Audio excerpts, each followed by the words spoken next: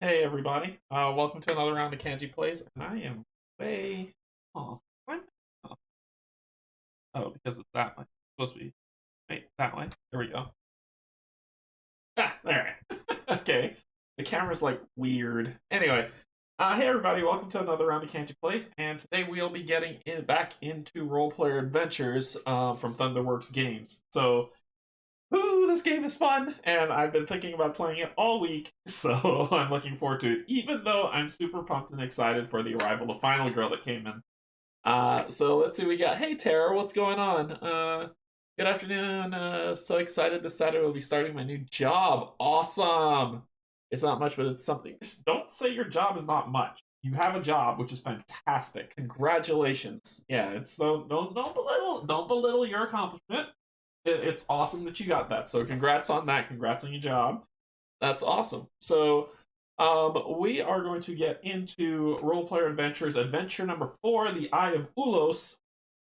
And if we finish this fast enough, we might start a little something else as well. So we'll see how this goes. This might be rough, but we're starting with our two characters. Remember, playing two-handed makes the game manageable, whereas playing true solo is a slog.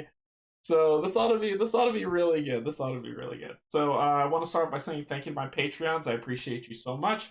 Thank you, my YouTube subscribers. I had made a pre-recorded video yesterday to the Mansions of Madness organizer, which I'm trying to get kind of sorted out so I can post that. So you should see that within the week of that coming out from Fancy But Functional on their Etsy store. So that'll be coming soon. And then we got a bunch of other stuffs coming. I got another message from Roger Deering last night because the man is insane and stays up late writing for his board game. So but he sent me a message last night saying that he is working on getting me the rules as soon as possible. He's trying to get it within the week, but if he can't, he'll figure something out and get it to me as soon as I get those rules. I'm gonna do a quick run playthrough just to refresh my memory of it, and then we'll do the 600 sub stream where we do the Solar Crusader mode using the new advanced combat tactics and all that other good stuff. So that ought to be good. That's coming. Any other news? I hope you had a good Thanksgiving holiday. Ate lots of food for the U.S. Residents who celebrate Thanksgiving. I hope you enjoyed it. That's all I got. So let's get some information and get down to the table. All right, so Role Player Adventures 8.4 on Board Game Geek, so it's climbing the charts. Overall rank 3,120. It'll keep going. I know there are going to be people who want to say it's not hard enough. We want it to crush our souls. So sorry, it's a fun game. It's got beautiful, beautiful art. There is some replayability in terms of you could take different paths to do different things to find out what would happen. But yeah, just like any other choose your own adventure game, you're gonna hit a time where you've done it all. But that is why they gave you the book on and the PDF to do how to create your own adventure and your own campaign, and you can make the game continue on forever. And I'm sure that the audiences, the community who really love this game, is going to do that and release it, and therefore you can pull it out again and play those games. So that'll be fine. 1 to 4 player community says best play 2 player. I agree because it goes really fast with 2. 90 to 150 minutes. That's fair. That's fair for my play style. So the community says 10 plus can play, but it's meant for age 14, which means 10-year-olds can play this game and be fine. It's rolling dice, keeping track of stats, and things should be fine. I agree. I think 10 plus is a good measure, and the weight's about a 2.29. It's not a complex game, but it does have a wonderful story, which is that's cool with me, right? But for people who, like I said, for people who are the diehard dungeon crawlers, who's like, give me Gloomhaven, give me Kingdom Death, give me things that will punish me, this ain't the game for you. But if you are, hey, I want a light game, I can play, have a good time with it, and then put it away. That's what this game is, and I love it. So Keith, Peter, and James, thank you so much for giving us this wonderful, wonderful gift. So this is fantastic. Great group of artists that worked on it and published by Thunderworks Games, which is which is Keith's company, so it ought to be fun. Anyway, we're gonna get down to the table and have some fun. Have some fun. All right, so I've got Adventure 3 set up, but we'll go through. I've got the Eye of Ulos. This is the book that's for it here that we're going to go through. I just have to make sure that I have this thing really, really set. Okay, that's what I didn't have it set. Now it's set. So we'll be getting into Eye of Ulos today to go through what happened after we killed a bunch of vampires and didn't get turned into one. Didn't get turned into one. Haha. All right, so let's get into storybook. Place the Eye of Ulos adventure map in the center of the table next to the party journal. Boom. That's party journal. I'm doing as instructed. Place 1 XP on each lettered location, A, B, C, D, and E. I did that myself. Let's see, A, B, C. Okay. That is not experience. That is fatigue. A, B, C, D, and E. Okay. Place gold and XP on the party journal equal to the recorded values. Erase that, which I've already done. Place any earned titles in the title space. Done. Place bonus play tokens as necessary. Done. Place the 3 favor markers on the spaces of the factions with the recorded values, which I have done. If you have the title Infected, reveal Discovery card 102 and place it face up next to the active space of the party journal. I am not infected. No, no, no, no, no, no. No, no, no, no, no, no, no, nope, not infected.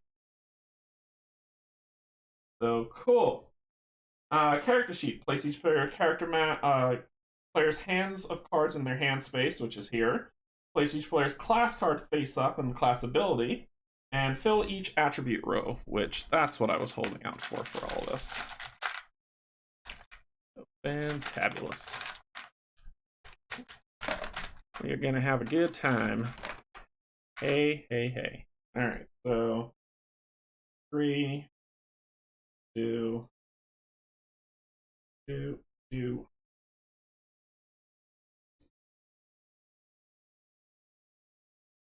3, 2.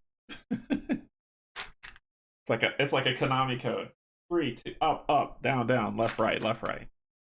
All right, so 2. So this is all 2s down the board here. Lots and lots of 2s.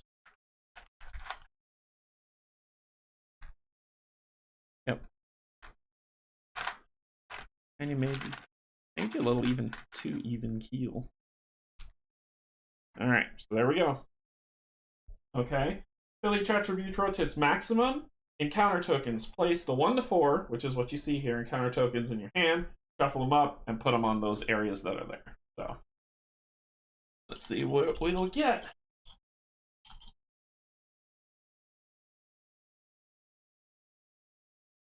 Here. Oh. You here. Shift this up too. Here and okay. Cool. Got it. And now your adventure begins.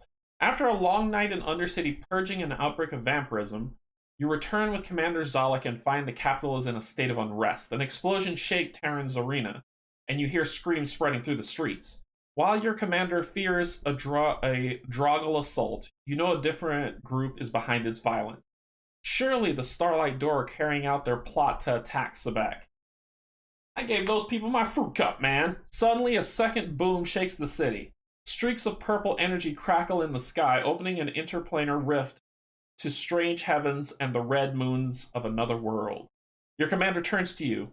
No rift can form without an object from another plane, he says. Some foe or fool has opened the king's Durgalium chamber and left its treasure exposed. You watch as the rift expands downward, slowly approaching Sebek Palace. We have much to do, says Zalek grimly. First, to the arena, and then we seal the rift. He charges off, expecting you to follow. To your right lies the Temple of Ulos, looking peaceful in the morning light.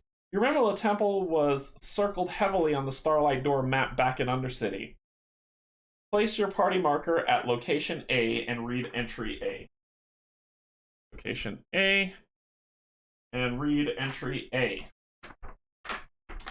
If there is no XP at this location, read 1, otherwise grab 1. Boom. Yeah, this thing didn't say start off with a XP. Yep, didn't. Okay. Before you leave, you're greeted by Minthrock, the Minotaur gamekeeper, and his partner Shortep, who are arriving to work at the King's Guard's menagerie. They both look up in awe at the rift in the sky. You know, Minthrock says to his mate, I've been reading up on prophecy since the invasion started. Listen to this. Ye shall know my name is nigh when red moons float through Sabac's sky. You can't get more specific than that. I don't know, says Shortep, scratching his head. Could mean anything, really. While the Minotaurs debate ancient verse, you find an old pry iron leading on the wall of Minthrock's shop and decide it might come in handy. Reveal discovery card 89.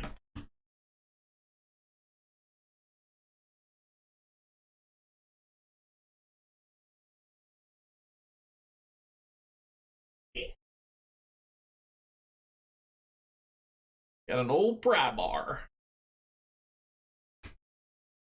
Yeah, doggies. Alright.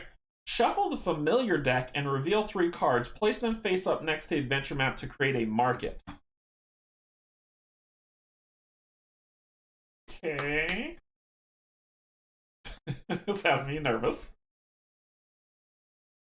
It says shuffle the familiar deck and reveal 3 cards. Place them face up next to the adventure map. Create a market. Okay.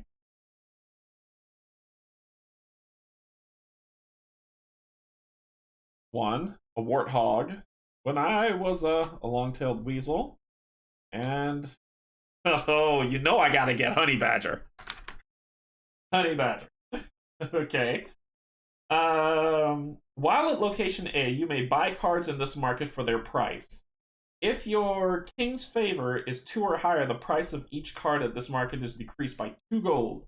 If you buy a familiar, add its card to one player's hand and add the matching familiar die to the dice bag. If you have the title Starlight Hope, I think I do. I do? Starlight Hope? So if you have the title Starlight Hope, immediately read A2. You remember what the Starlight Door told you last night in Undercity, urging you to meet them at the Temple of Ulos at dawn. No later. Zolek will need your support at the arena, though. He could face grave danger if he goes there alone. While at location A, you may buy in this market for this price. If it's 2 or higher, the price of each card is... Okay, that's weird that they wrote it twice. Sure. Okay, so I can buy a familiar from the 2 Minotaurs, which is a warthog, a weasel, and honey badger. Use an item or move to another location. So I can go find Zolek at the arena or go to the Temple of Ulos and see what happens.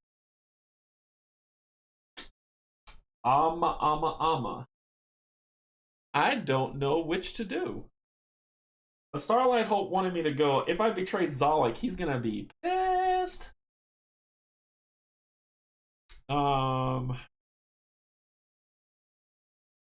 I will lose King's favor if I don't follow him. Ooh, I don't know what to do. I don't know what to do. I'll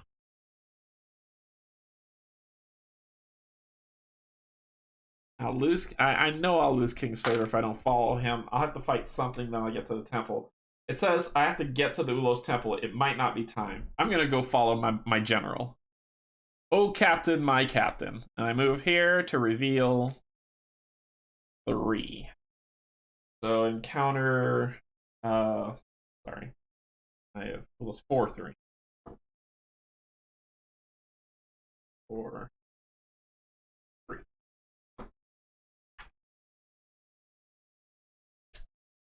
If you have either of the titles Crete's Savior or Crete's Hunger, advance to 4/6.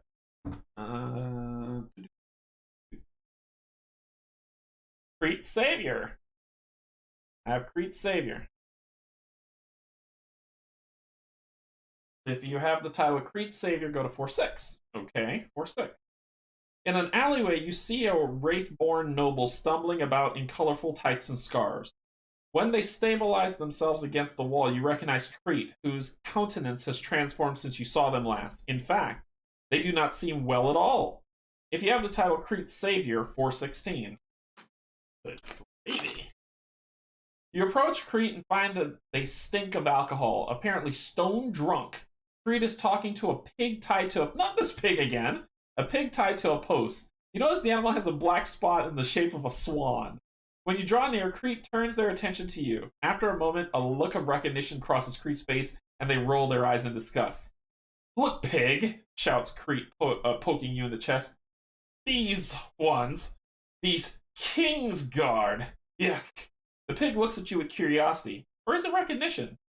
Suggest that Crete go home where it is safe, or tell Crete they are needed at the palace. Strength and int.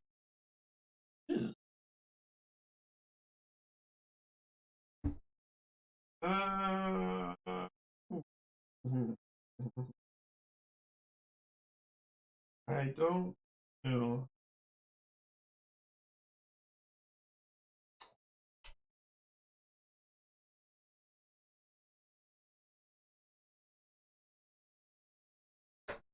It's going to be an int and a strength roll to suggest Crete go home, or tell Crete they are needed at the palace.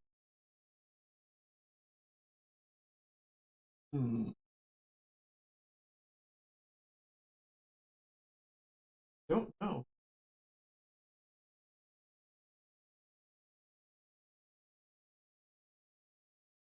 I think I'll tell. Well, it's all hands on deck, right? Things are kind of falling apart. Just stopping. Oh, hey, Matt, what's going on? So suggest to Crete to go home where it's safe, or tell Crete they're needed. I'm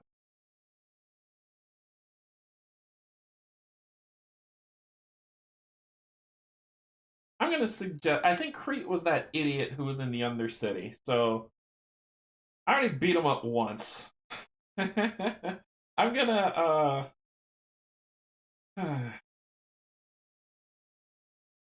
I'll tell them that they need Crete that tell Crete they are needed at the palace. I'll do that. 4/19. You tell Crete the king is in need of their assistance, and they wander off into the streets with haste. You greet the pig, who strikes you as remarkably smart and friendly. You see no reason why such a fine animal ought to be tied up, and yet it might not be safe for her to wander freely into the streets of Sebek today. I'm gonna untie that pig and let her go. That's what I'm gonna. 4/27. You untie the pig, and she looks at you with gratitude and runs off into the streets. There's something odd, almost human about the look in her eyes. "Pig thief!" Someone yells at you from a window above. You fully hoping the pig makes her way out of these chaotic streets and finds a happier home somewhere. So, move to a different location. So there was no combat, it was just kind of talking. Okay. So then we'll move to La Arena. B. Oh, it's not here. Going to B.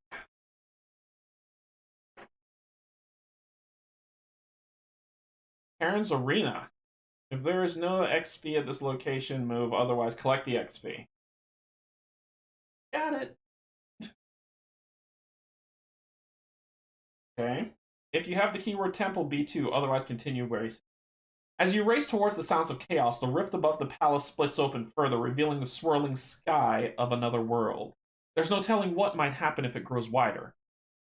"We must finish our business here and hurry to the palace," says Zala. "King Taran will need our help." At the arena, you are met with a harrowing sight. Today's combatants have escaped through a massive hole and are creating havoc in the streets. A humongous ogre overturns a fruit cart and stomps on its vendor. A gang of goblins throws chunks of rubble at everyone in sight. Zalek draws his sword and charges at the ogre, leaving you to decide what to do. Zalek is a skilled fighter, but it is unlikely that he can take down the ogre alone. If the goblins are left unattended, though, they will certainly harm many residents of Sebek with their rubble. Record the keyword arena. Where it went first. Okay. So, confront the goblins or confront the ogre. Ogre. Uh,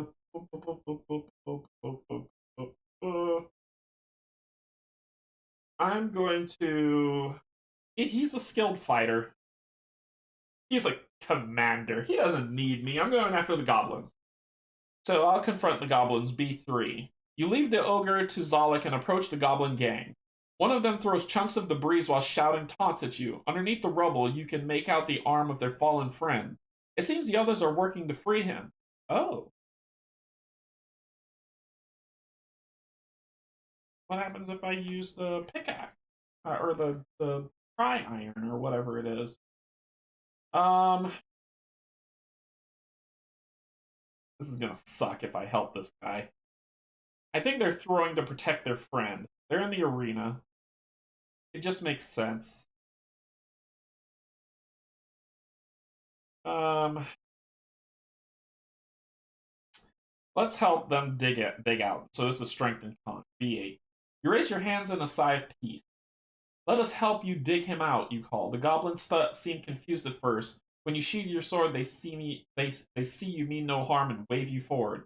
The fallen goblin's not well. He's badly hurt beneath the rubble and must be freed quickly if there's any hope that he will live. The stones are heavy and the work is hard, but you exert yourself without pause. If your Dragul favor is 1 or higher, no. Each player adds 1 stamina to their con attribute, ignoring the usual limit. Skill test. Story time. Endurance. 2. So greens, reds, and I think that's a black. Green, red, and black. Okay. So I need a green, and I got 6 dice limit. So I need a green.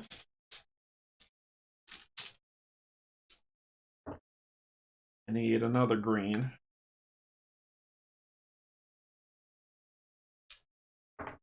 Red.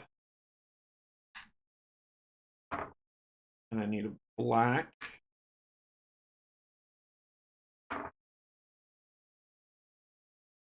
And I'll shoot for the moon for the rest. For the other 2. Put him in a body bag, Johnny! Red. Sweep the leg. The white. You're the worst. Alright, here we go. Hey. Hey. Alright, so I can only play 2 cards to help with whatever the heck this is. I can flip you to the 2 with 1 card.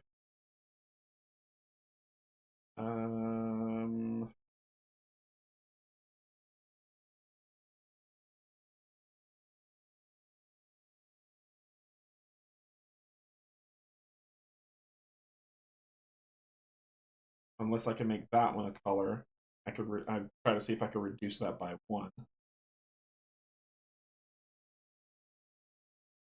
I have something for red. I know it. Black and purple. Blue and green. Reroll green. What do you got? Turn white into any color. Sweet. So this can make the red 2. Co.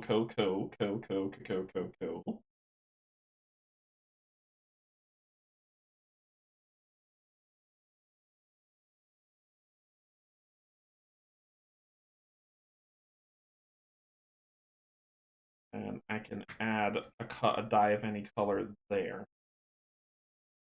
Okay, so if that makes this thing good, and I'll add a rando die, hoping that it might be a green. But if it's not, how can I make this a 4?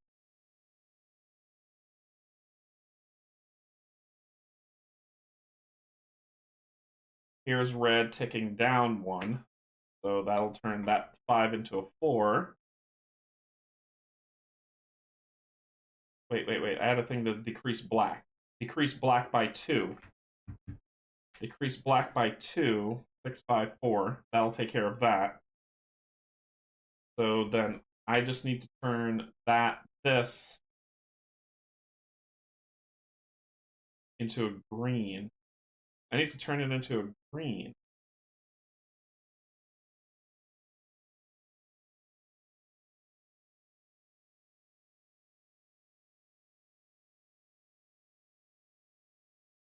You roll a green. Let me do my dice pool. So draw a random die. See what I get. Come on, green. Dang it. Roll it. Okay. What can you do? Return 2 stamina from your wisdom attribute. Choose a value. Change all dice in the dice pool to that value. Need a green.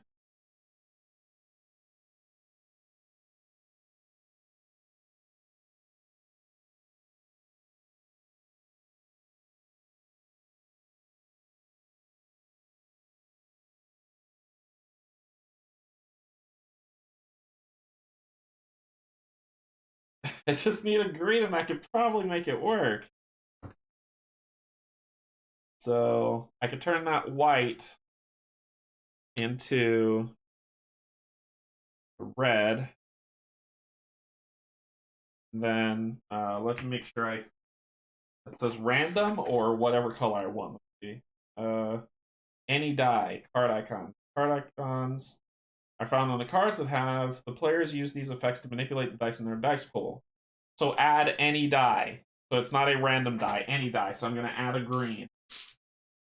Yeah, buddy. So that's add any die. Okay. Okay. So then I got my other green one. Where's that? Where's that? Where's that? That. What do you flip to? A 4. Yeah, there we go. Got it. Got it. So we're going to play Unholy Flail to decrease this by 2 to 4. And then this, I'm going to use Runic Necklace to flip this green. Play any number of additional runic cards, flip this green to its opposite side, which is a 4. And that, my friends, is how you spell success. Got it. Successful. I get 2 experience for that wonderful wonderfulness. And you free the goblin while he still draws breath. B15. You successfully dig the goblin out of the rubble. His friends express their gratitude and pick him up together to carry him away, running toward the palace with the ogre by their side. When they are gone, you turn to see Zalek wounded, but still standing and not pleased with what you've done. He races off towards the palace without another word. Amongst the rubble, something shiny catches your eye. You find a shard of reflective glass embedded in a head of cabbage. You remove the shard and decide to take it with you. Reveal keyword shame. Reveal 84. I don't have to kill them if I don't want to, man. So reveal 84. Shard of reflective glass.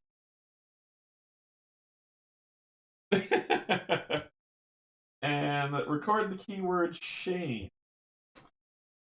Shame on you! Shame on your cow! So.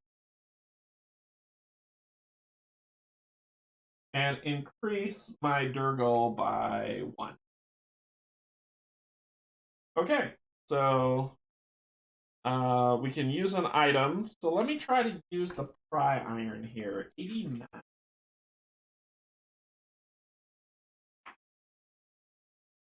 You find a crate and pry it open. There are a few apples inside. They are crisp and sweet. Each player return 3 stamina from your fatigue box to the supply. I'm going to be using these to recoup in a second, but sure. Got it. 89. Yep. Use another item. Let's do 84.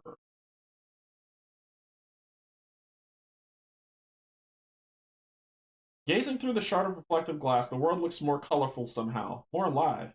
You're struck by the overwhelming feeling that there is more to reality than you yet know. Okay, so let's take a rest. One.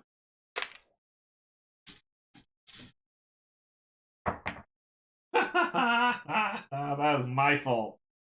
I'll add yours to con and yours to con. Flip this back over. Yep, cards back. Okay. Okay. Cool. Roll the 1. Fabulous. Alright, so that's the way the campaign's shaping up today. Let us move to another location. We're going to move to the Temple of Ulos. See? There's no mercy in this dojo. If there is, otherwise collect the XP that's on there. Back. If you have the keyword arena, which I do, go to C2. Built long before the strife between Nalos and the Dragul, the wide columns and domed ceiling of this temple encloses a massive sanctuary populated with statues of all the many gods of every race in Ulos. An elderly Kayaka priestess speaks from the darkness behind you. I'm afraid your Starlight Door friends have already come and gone, and they took the Eye of Ulos with them. The priestess points to an open Durgolem door in the temple floor.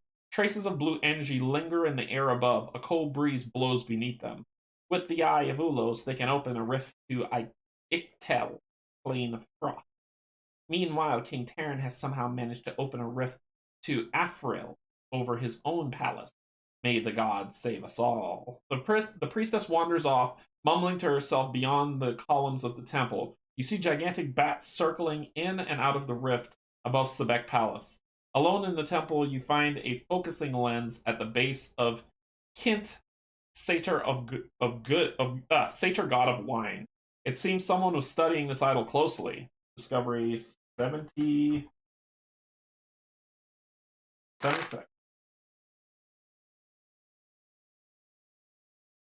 Shame. Shame on you. Wanting me to kill people for no reason. There were arena people. You still get to... Oh, that's right. I do get to reset stats. That's right. Focusing lens. I got it. It might take me a 2 bits and a shake. But I still get to reset my stats. 2 bits. 2, 3. There we go. We're good. Okay. Where was I? 76. I got the focusing lens. And use an item or not. I'm going to use the focusing lens with the shard of reflective glass. See what happens. That's 7684.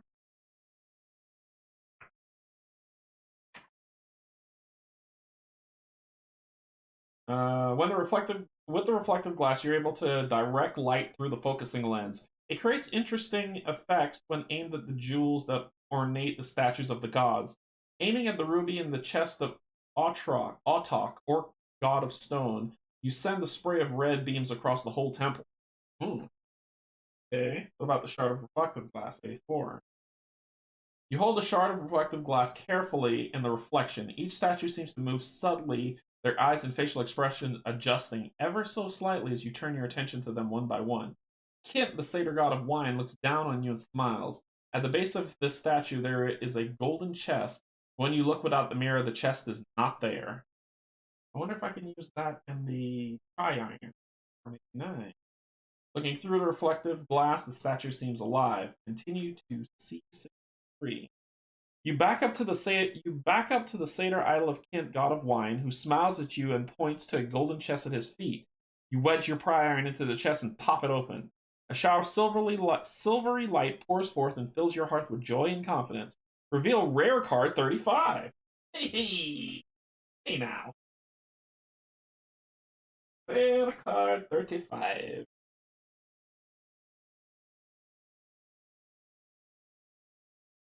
We get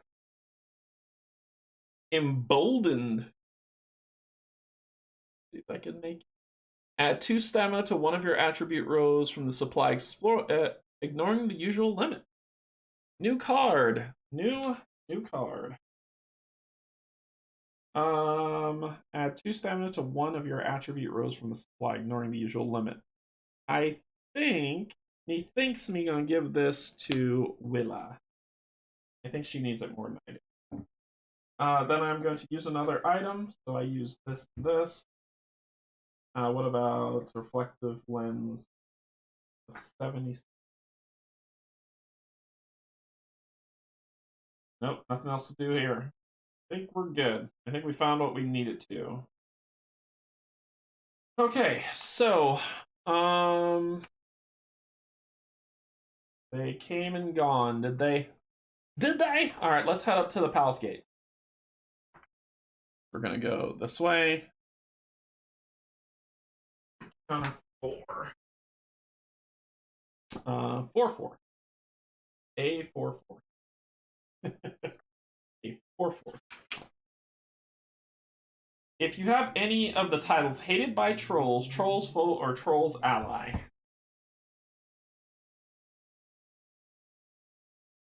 Trolls ally.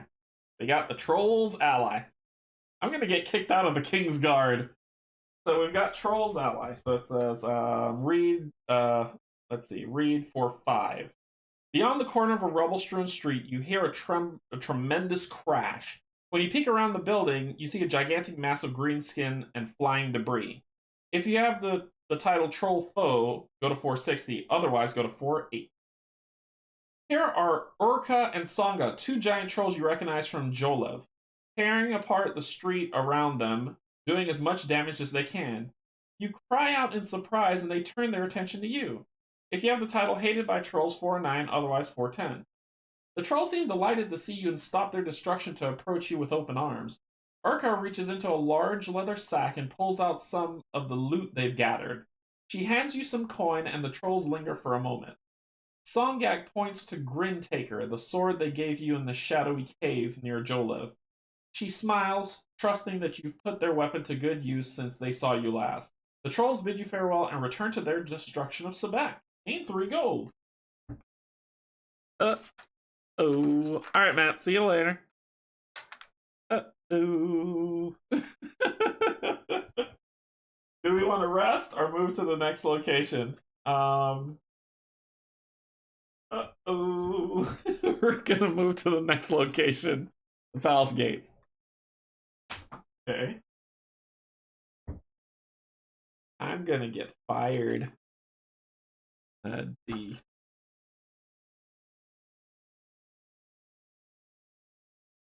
Is there... Wait, I thought I found it in cabbage. No, but I found the glass. It didn't say record cabbage. Get the XP. And it says, at the Palace Gatehouse, a group of goblins and a massive ogre do battle with the palace guard. On top of the palace wall and well above the fray, several nobles have gathered to watch the battle as if it were a bit of sport. The arena has come to us today, you hear one of them comment, and the other noble chuckles, safely behind the palace gates. They have never known danger, not even during the worst years of the Dragul invasion. Over their heads, the rift is steadily widening and creeping lower into the sky. Meanwhile, both the palace guards and the Dragul are fighting for their lives.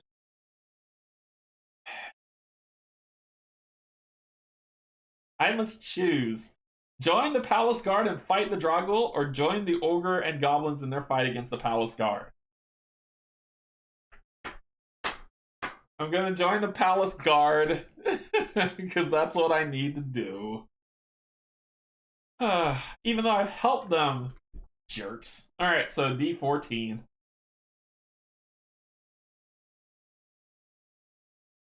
This is so stupid. D14.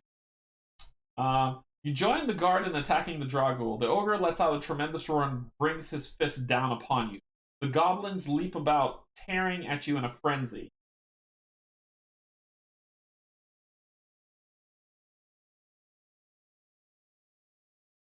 Good lord.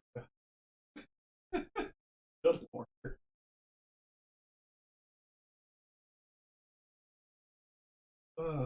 Why? Why would you? Why would? Anyway, King's favor goes up by 1. And it's fight time. It's fight night. Fight night. So we are fighting cornered ogre and goblins. 42 and 22. 42. 22. And they are cornered. I help their sorry behinds, and they this is how you betray me. Cornered. Okay, so we've got lots to do. Lots and lots to do. And they've got cornered, which says at the start of this skill check, or each round of this combat, add a random die to the dice pool. This does not count against the dice limit. That is beautiful. Yeah, this can't be good, Tara. This can't be good. So I get a random die. So it says at the start of this skill check, or first round of or each round of combat, we draw a random die. So there's our random die. All right. So I need blacks, greens, reds, and whites. So, and remember, we only have 3 dice to our dice pool. So we're gonna get a red.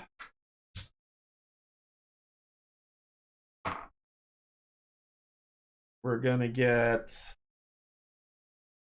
I can cover the white 5, taking away 3 damage. I need a green. Ooh, I need a black. I need a black. Actually, I can add a black. I need a green. And then 1 more die. I'm gonna make it a black. Remember, that random die doesn't add to our dice pools. There we go. Because they're cornered. Alrighty. Here we go. So, what are we looking at? Well, first I'm going to switch this with this. Putting that there. Do that. Get that nonsense out the way. I got a red 6.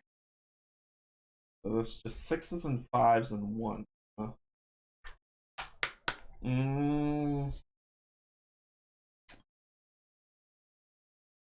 Okay, I need to get a green 6, or else I'm screwed. Let me draw a random die with my ability. Oh, random die. Random die.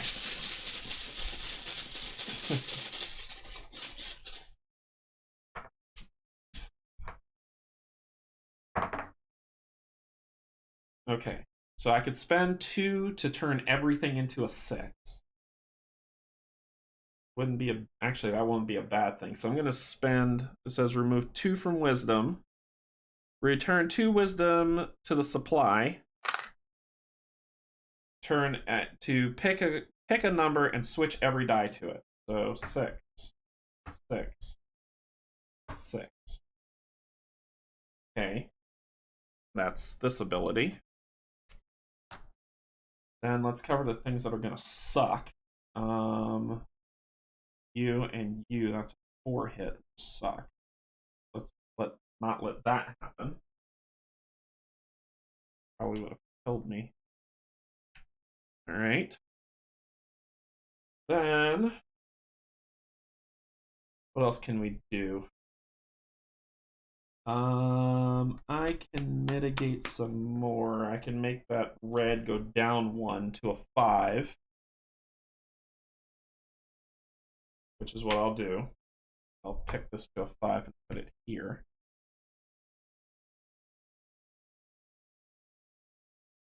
And then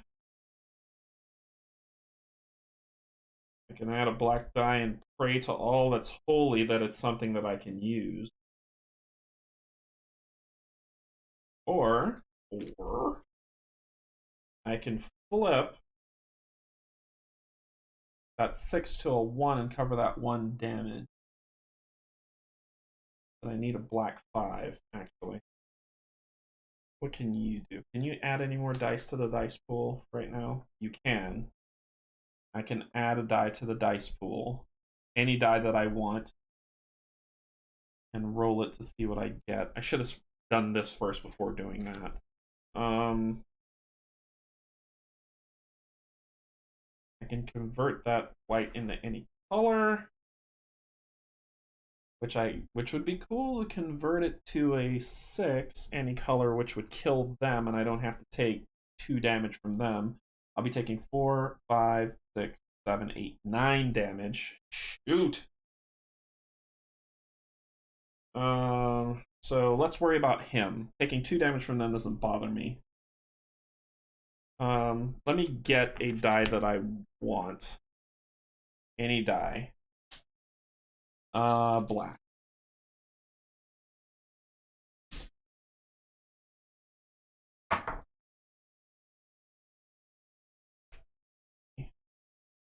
Can I convert that black to a 5?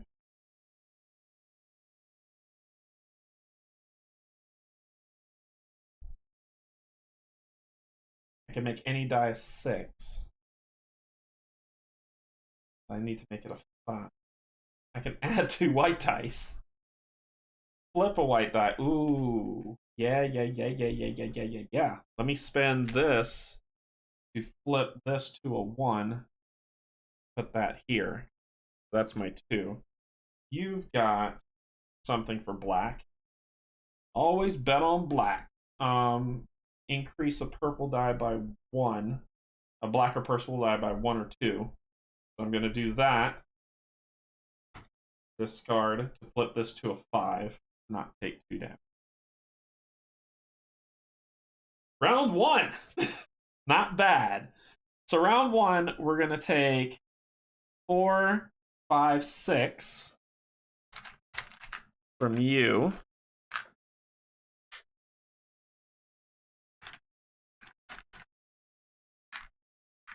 And 2 from you.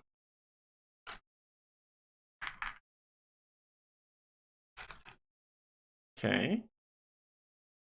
So I'm at 5, 6, 7, 8, 9, 10, 11. Cool. Then we get round 2 is our extra die. So we get an extra die. A red, fantastic. Now we get our 3. I need red, green, and black. So red. Actually, yeah. Green. Black.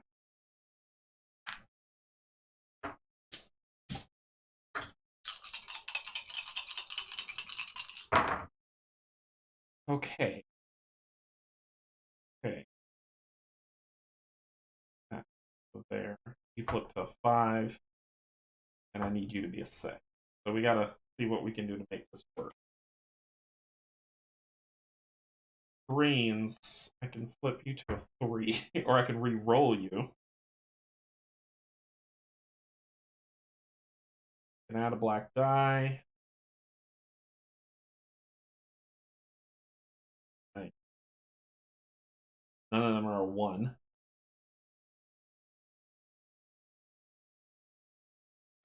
Purple.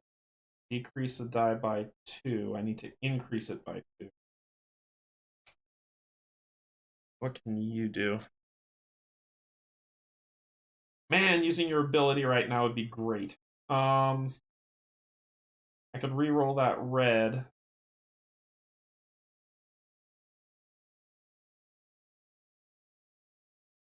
I could make any die any color. I could make any color a value. A 6. I can make any color a 6. So that's the first one I'm going to play. And make you a 6.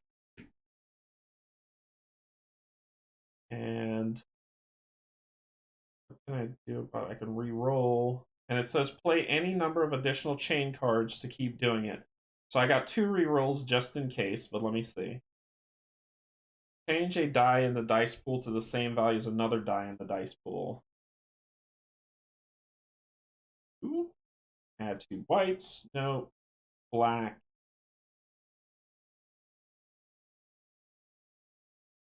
Four. Wait a minute. Wait a minute. I can make this. Oh, I can't make it a 6. I can't take it down. I've already spent that.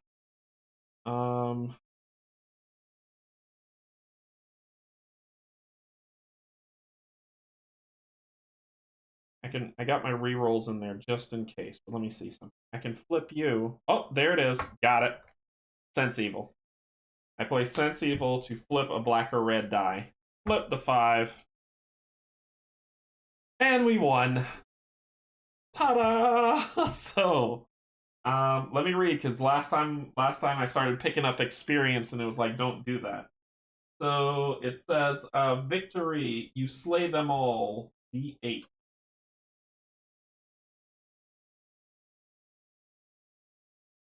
Okay, so I can pick up their XP. So I get 1, 2, 3, 4, 5, 6.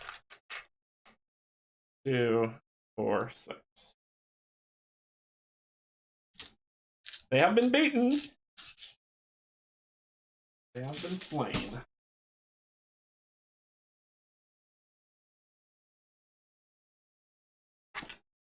Don't bring that stuff around here. Okay. 2. Victory! You slay them all. 22.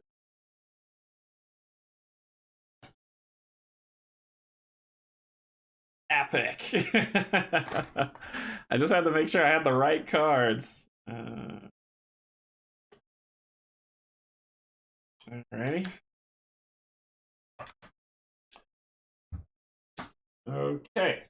So I get back my discarded cards, but not my spent cards. And then it says, you slay them all, D8.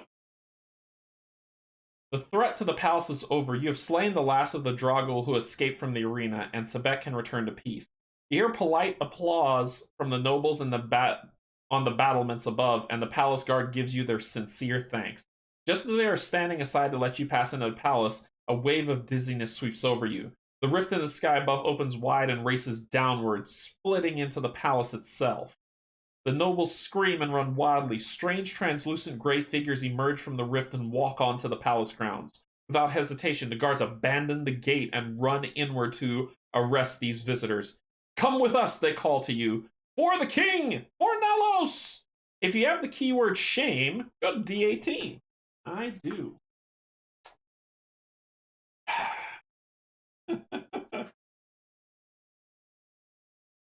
With reality unwinding behind him, Zalek steps through the palace gate to confront you. What? Why? Wait, can I rest before that happens? D8. Can I rest? Oh, I can. Oh, no, I can't. No, I cannot. D18. With reality unwinding behind him, Zalek steps through the palace gates to confront you. You see in his eyes that he loathes you and considers you a traitor to the crown. If you do nothing, he will strike you down for treason. Sons of what? It's either I'm going to fight him or I'm going to beg him for mercy. I don't want to beg him for mercy.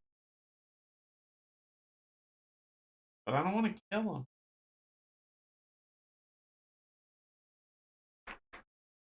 I don't know what. I don't have the cards to fight this man. Or the stamina. And I am hurting. 2, 4, 6, 8. Wait, did I go down? 5, 6, 7, 8.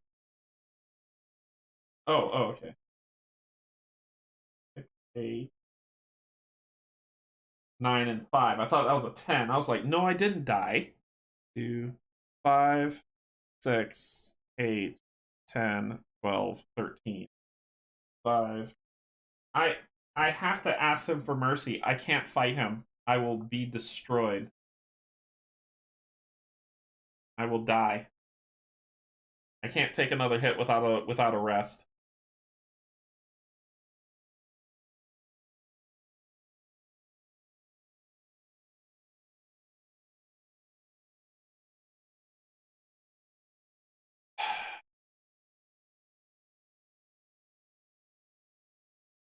I have to ask him for mercy, and I can't. I just can't. So let's do this. Okay.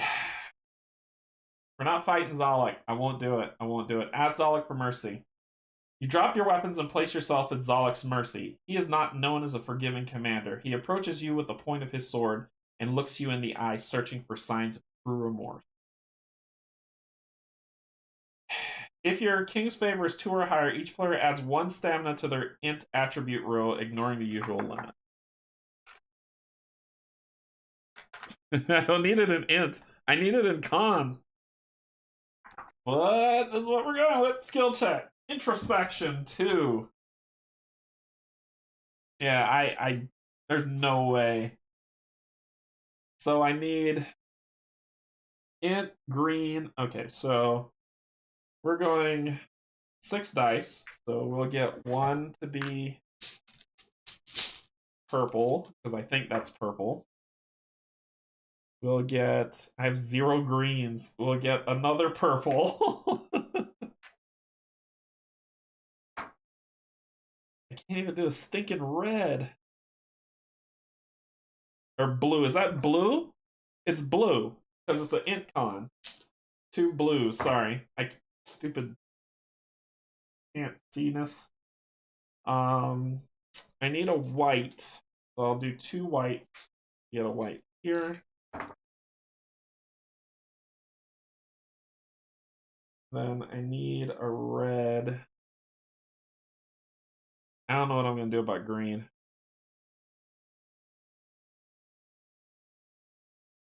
I'm just going to use the force and spend 3.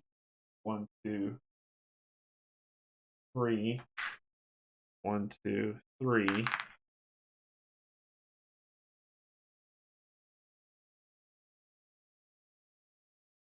I can't. I can't spend 3. I'll die. I can't spend 3.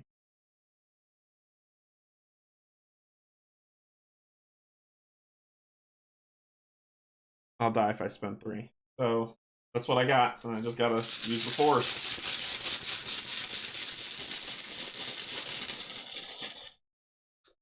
One, 2, 3.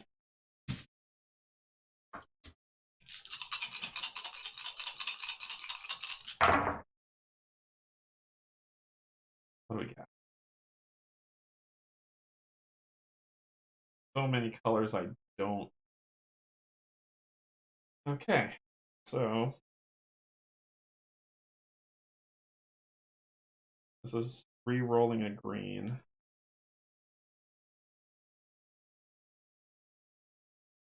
So black and purple, red, white. I can increase it by 1.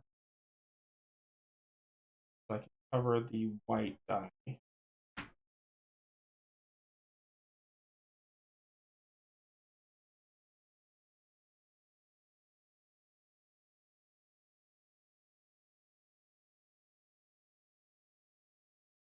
That doesn't. I can make any other die a bluer. That doesn't help. I can flip a die to a 1 or a 4. Oh, so that will take care of that. That'll get the 4. So that's the 4 and the 2. What can you do for me? So I need a so I need a 2, a 1, and a 3.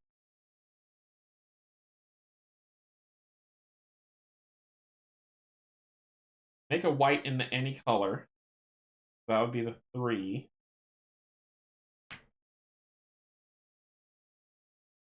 So I just need a 2 and a 1.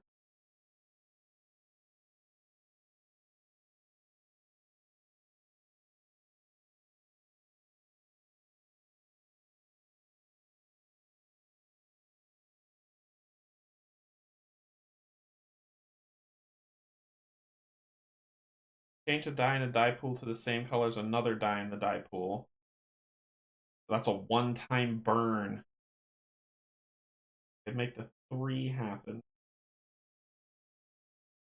I might die.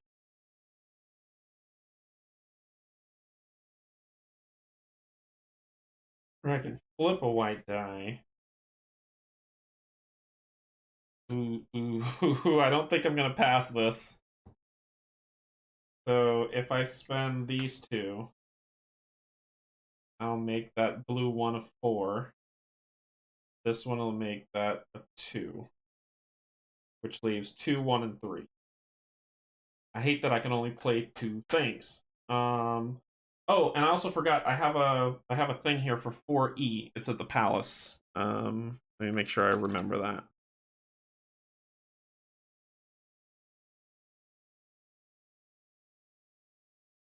I just need one more. One more.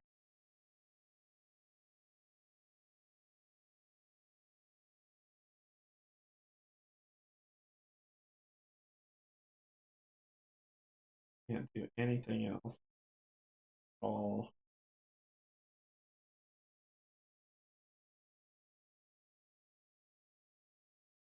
This is your life.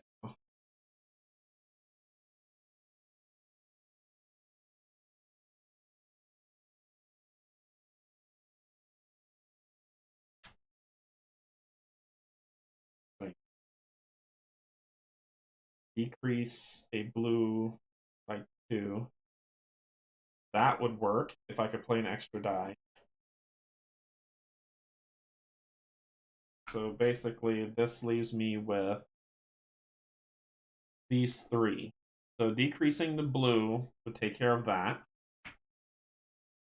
Increasing the white would take care of that. And changing this, changing anything to a 1 or 4, that would be all the blues. Then what was I looking at? You. Somehow I took care of the 3. Somehow. Somehow I took care of the 3.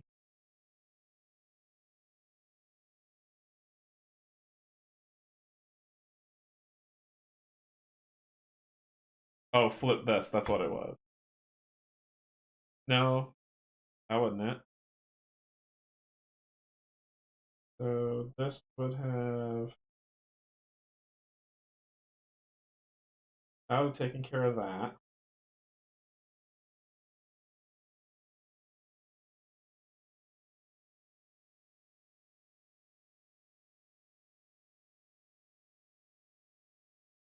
I am going to use that bonus play. I know I have it. I know I have it. I'm just trying to think if I can make anything else work. How did I make this work? I'm trying to remember.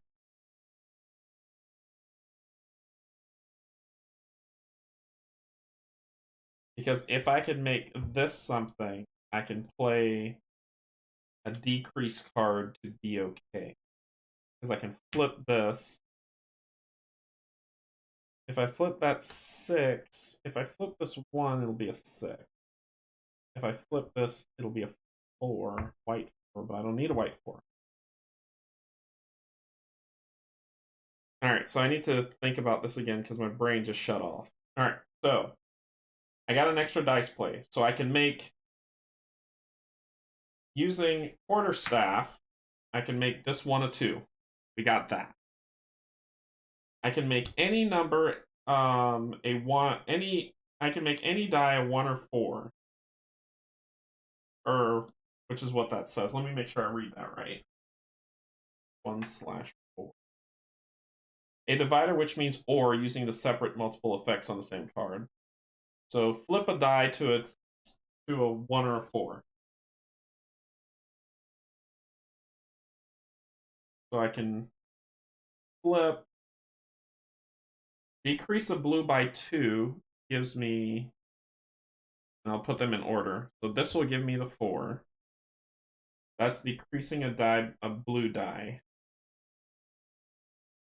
or a green die by 2. But I was doing something with this that somehow was supposed to work. Flip any die to a 1 or 4. I can flip that die to a 1. So that is this one in the sequence. So that's that. Then I need a 3. So this one ain't doing jack.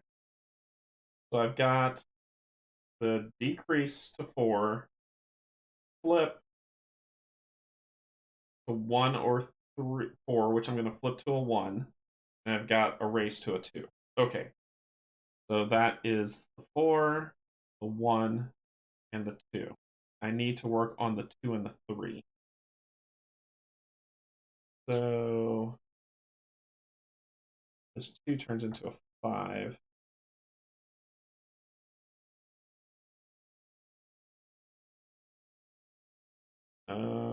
I could re-roll the white, but that seems to be a waste. What did I do? What did I see?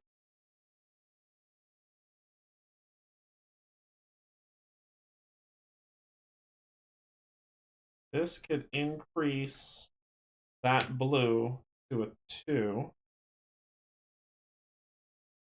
And I just need something for that green.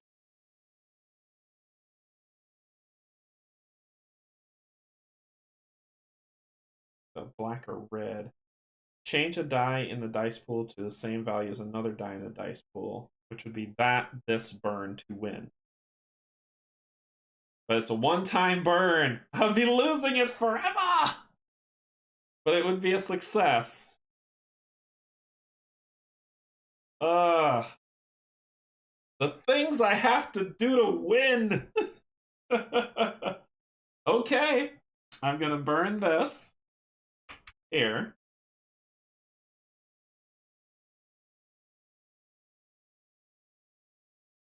Okay. And we're doing it in order. So, gotta remember how I did that. Tick you to a 2. Is that a spent? Decrease.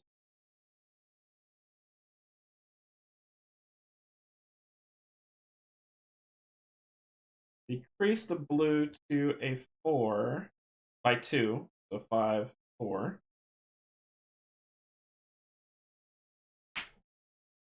Flip to a 1 or 4. I'm going to flip this to a 1 any die.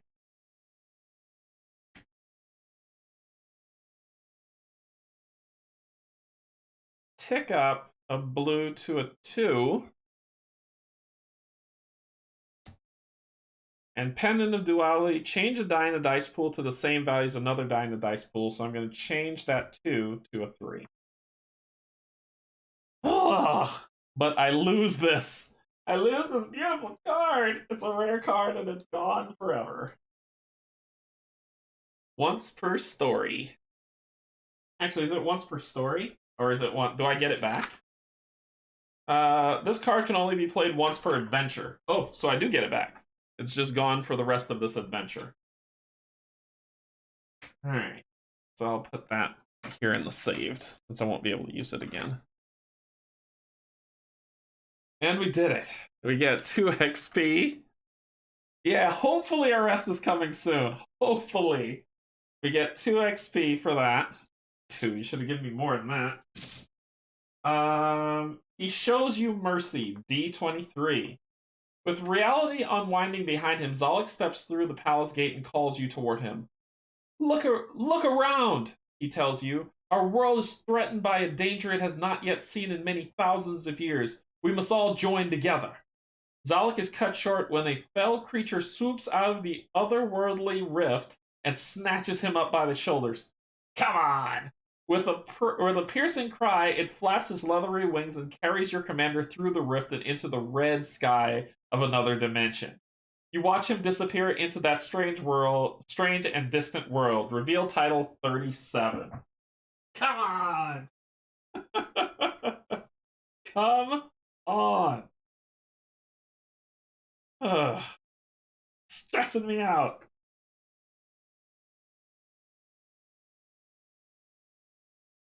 Worth it! Zolek's witness. Zolek met you at the gates of Sebek Palace and called for your aid. Before he could say much, he was carried off into the skies of another world. Somewhere beyond the veil, your commander waits for you. Zolek's witness. If your entire party is exhausted, mark a death track. We're not. We're gonna rest. We are going to rest, and I'm going to burn 2 cubes to rest. Come on, big 6s. 7, huh? 5, 6, 7. 5, 6, 7. 2. Should have used more. I was hoping for 12s, but what are you gonna do?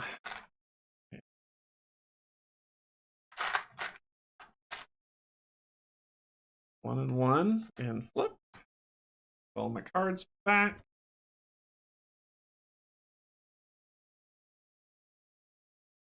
Flip. And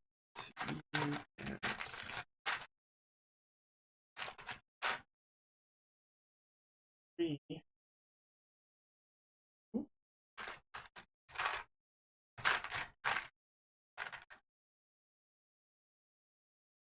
Two. Okay.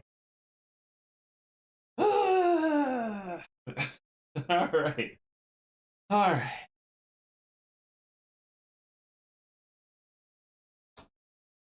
Throw those in there. Let bones play back.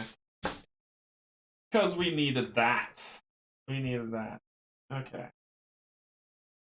Okay. Do we need to rest? So we rested. So do we move to another location? Gosh, yes we do. This, and we went to E. The palace gardens, ordinarily a place of beauty and tranquility, now serve as the eye of an otherworldly storm. The rift crackles overhead as it tears downward into the king's quarters to the east. Screams and calls of alarm come from that direction. By contrast, the great hall to your south remains silent and undisturbed by the rift. No visitors from beyond the rift walk the garden with you, but it seems something passed through recently. The remains of several plants still hiss and steam, reduced to corroded gray glop in trails that lead toward the king's chambers. On a pedestal in the center of the garden rests a magnificent mirrored chest. Through a round spy hole in its front, you see a colorful glass wand inside, reflected many times over in the mirrored interior of the box.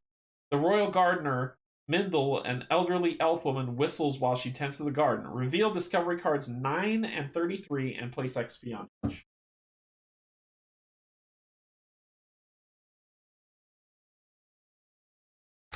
Three.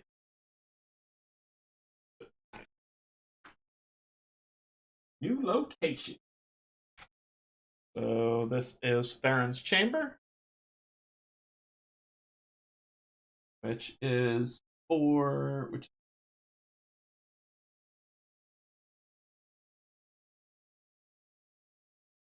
And we've got the Great Hole. Just a circle. Okay. If your king's favor is 2 or higher, Mindel will trust you with a secret. You do. Uh, if you have the keyword vine, E3. You approach Mindel as she trims a low hedge along the inner garden wall. She is surprisingly calm given the events unfolding in the palace around her. In fact, she seems happy to see you. Fear not the doors to other worlds, she tells you. They are part, and I gotta read it like a weird, like, cultist thing. Here we go. Fear not the doors to other worlds. They are part of what makes us who we are. I would tell King Terran the same, but I don't think he would listen. I hear everything from this garden, you know. Terran wants to use Azima's power to conquer all of Ulos. Even so, it's our job to serve him, trusting that the gods will see us through in the end. Middle draws her thumb across your forehead and whispered an elvish blessing. I pray you find him and help guide him to wisdom for Nalos, for Ulos, and for all the many spokes of Azima's wheel. Choose a player, increase your wisdom attribute by 1, and record the keyword vine. My wisdom is 3, yours is 2, so yours is going to go up. 2, 3. Okay. Use an item, rest, or whatnot. Let's start using some items before I go to my backstory. We've got the focusing lens and the shard of reflective glass, so 76 to 4. 76. With the focusing lens, you're able to catch a beam of light filtering through the branches overhead. The lens concentrates that beam into a small point on the floor. Unfortunately, you are unable to redirect this point onto the mirror chest. So then, 84. 76, 84. With the reflective shard, you're able to send light into the focusing lens and direct its beam through the mirrored chest spy hole. E66. Within the chest, the beam bounces around the mirrored faces, passing through the wand and its many reflections. An incredible glow emanates from the keyhole, and the lid suddenly pops open, revealing a glass wand to the light of day. It is lovely to look at. A small plaque inside the box reads, Wand of Truth. Each player return 1 stamina from your fatigue box to the supply.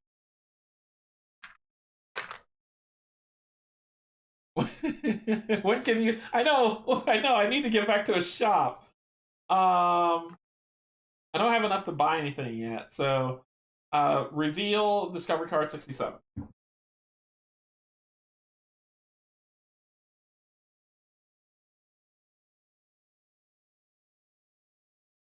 It's the wand of truth and the stick of destiny.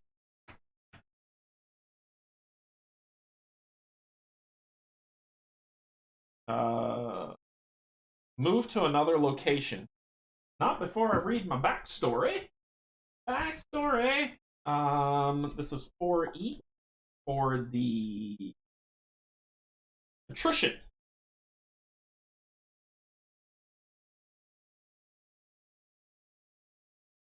Or E. Beyond the garden walls, you hear music. Exiting to the street, you discover that one of the neighboring estates is hosting a party. Since you're hiding your noble ancestry and dressed as a commoner, many of the guests stare at you strangely. The host, however, recognizes you right away. Come in, he cries. Enoch the elf, who greets you, is an old family friend.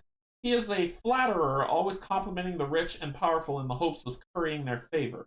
To those he considers beneath him, he offers nothing but scorn and abuse. As you chat, Enoch serves a sludgy black liquid to several of his guests. This is a black wine, a drink so dangerously potent, it's illegal. By law, you should arrest Enoch. To do so would thoroughly humiliate him and tarnish your family's reputation. If you turn a blind eye, though, you could relax and simply enjoy the party. So, do we break up the party and place Enoch under arrest? Or relax and enjoy yourself? I will let y'all tell me what you want to do for those who are here. You are going to vote. What to do? Arrest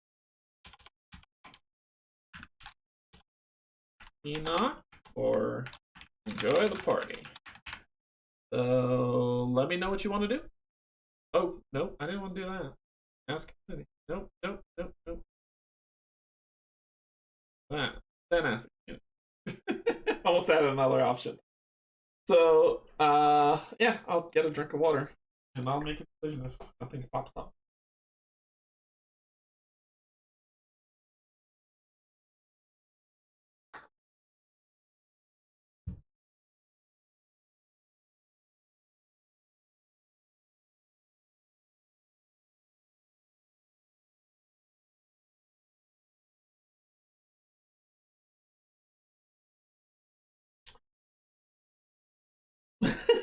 Okay. Alright, let's go ahead and, that seems to be what's happening. So you want to arrest Enoch, huh? Break up the party and place Enoch under arrest. 4-2. Because forget my family.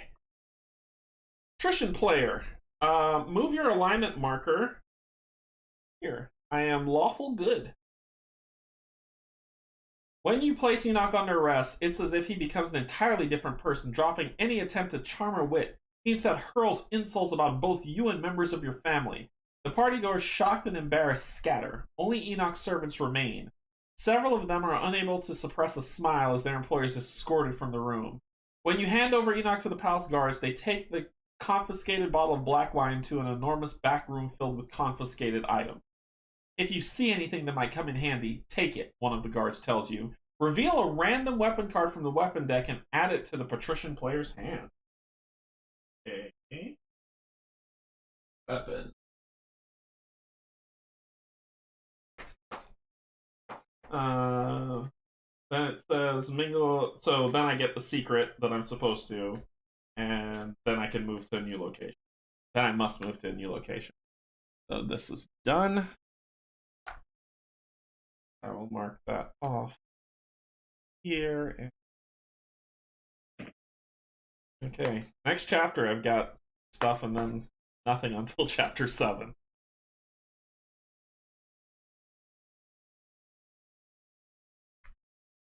Alright, what are we getting?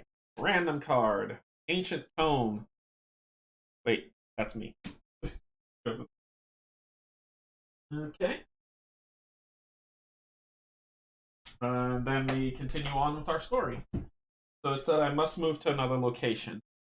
Oh, and I forgot to add here.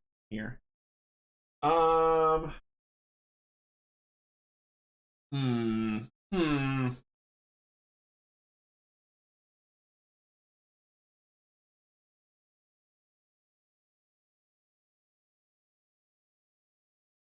I'm gonna go King's Chamber. F. Before I do, well, it's not I have to move, so F. Get the XP that's there. The rift that split both sky and palace divides King Terran's private chambers in two.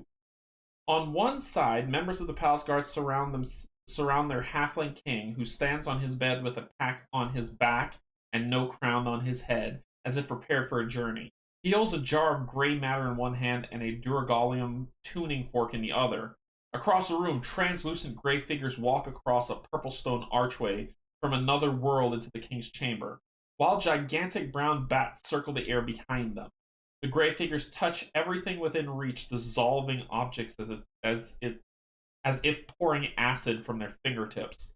As each object melts away, visions flicker through the bodies of these strange invaders. One of them dissolves a lamp, and his body is briefly filled with a vision of Terran frantically writing letters by the lamp's light.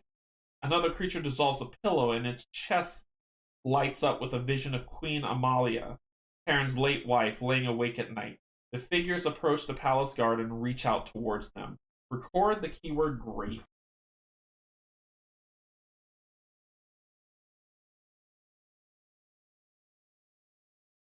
Okay. Stand back and wait to see what happens, or join the palace guard in the king's defense. I'm going to join the palace guard.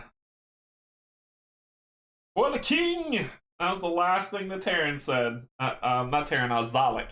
That's the last thing that Zalek said. For the king. So F7. You step into the battle against the strange visitor. Special combat. The following combat will redirect you to a new storybook entry after the first round. Make sure to read the 3 possible outcomes once the first round is complete and turn the corresponding entry in the storybook. Greyfolk. 24. I am gonna die. So I gotta kill them in 1 round. That's what you're telling me. I have to kill them in 1 round. Alright. This is they. This is them. Come on. Here we go. Blacks, whites, and blue, I think? That's blue, right? That's blue. That's gotta be blue. If it's not, make your stuff for colorblind people. So blacks, white, and blacks, black, white, and blues. Okay. So I've got a blue 6. We're covered. So I just need blacks and white. Okay. So 1 for black.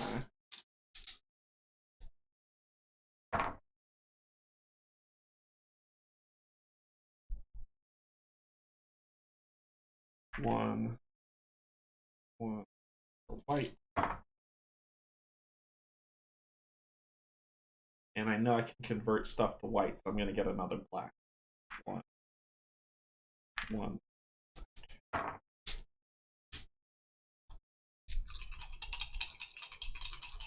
Oh, is it just... No, my combat dice limit is 3. Okay. First thing I'm going to do, my ability.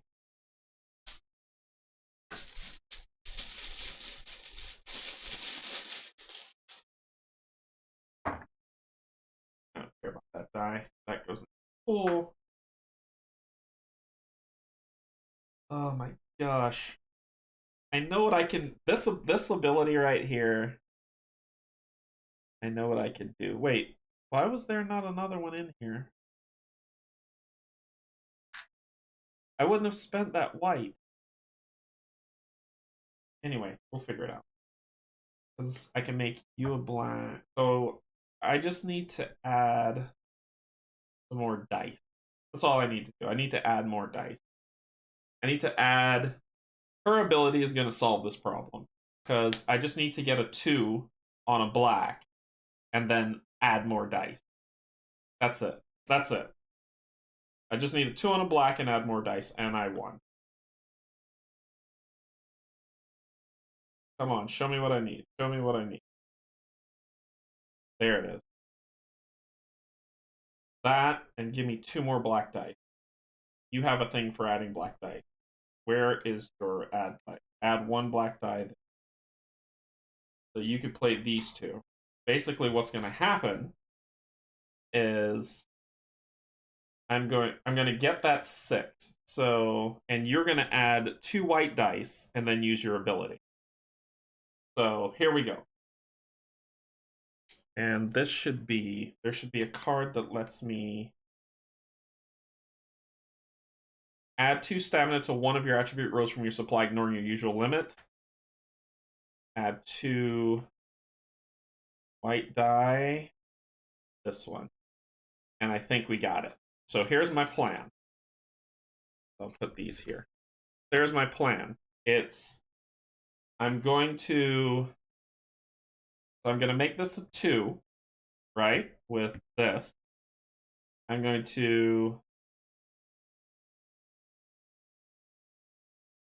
take this with the 6. I'm going to add 2 white die, add 2 stamina, kick her ability to turn them all to 3s. And I won.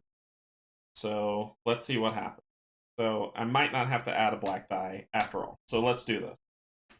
We're going to kick off her first ability, Emboldened, to add 2 stamina, ignoring the limit, to her wisdom. I'm going to add 2 white dice as well.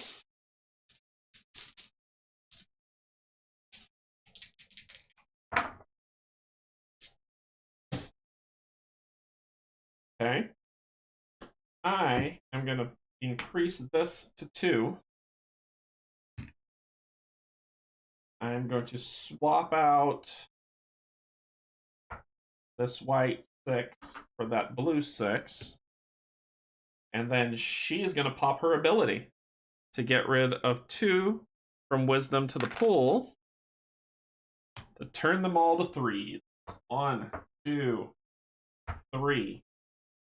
Boom, boom, boom. Yeah, it's blue. Yeah. Got it. So, there we go. Victory at the end of the first round. You drive the invaders back. Leave any played cards in your discard space. F9. You gain the upper hand against the strange creatures, but the palace guards melt away one by one beside you while their memories flicker through the translucent flesh of your opponents. The Grey Folk begin to pool together. A large, unified monstrosity now presses forward with a dozen corrosive arms stretching out to encircle you. Your nerves begin to falter. Find Steadfast in the trait deck and add it to one player's hand. Trait of your skill, roll, armor, trait. Steadfast. Oh, yeah. All ruthless, cruel, honorable, free, friendly, reckless, selfish. I think one of them already has Steadfast. Great. Clumsy, compassionate. Great. Loyal. One of y'all already have Steadfast?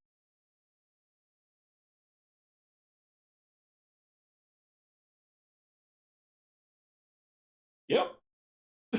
One of us already had it. We bought it from the shop. If that card is not available, reveal one random trait card and add it instead. Decrease the party's combat dice limit by 1.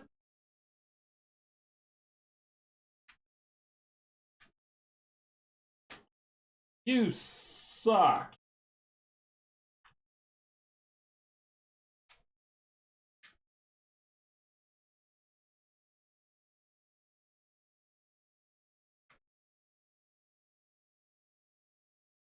Alright. We get famous. Purple to any color. This might be helpful. I've got a lot of purple, you don't. So take. Okay, then it said decrease the party's combat dice limit by 1. So 2 dice this round. Return all dice with the value of 3 from the Greyfos enemy card to the bag.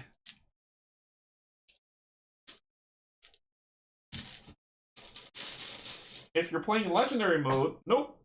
Place the round tracker on the second space of the round and continue combat. So it doesn't say I take a fatigue. It just begins again. Okay, so I need black and white. Well, I could do white. So what I got? 2, 4, 6, 10, 12, 14. I'm at 14. And you've got, which means I only have 5 health left.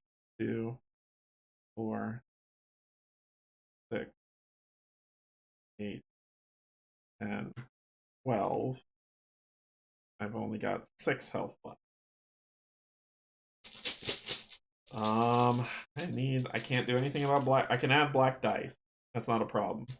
I've added a white die. I've got a white 6. If I need it for blind drawing. For my second and last combat die. 3. Okay.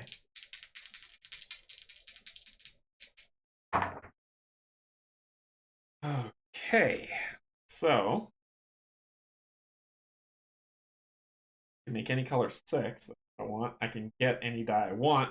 That's what I'm going to do. And I can flip you to a 3. Cool. So I can get that 3. I can get that 4 to a 3. Easy enough. Then 6s are jack. So I'm probably gonna put it there. Then I need to deal with a black 3. So let me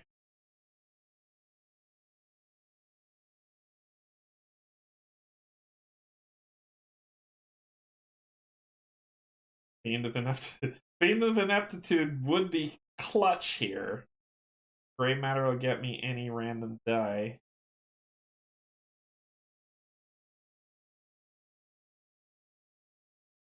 Convert any die to a white. I could tick up that white, but I still need a black. You're not gonna help. Not at that point.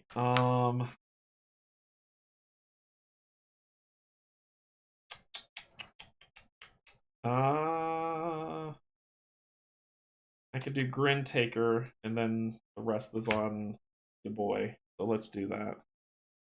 I get any die. Oops, this will go here. To get a black.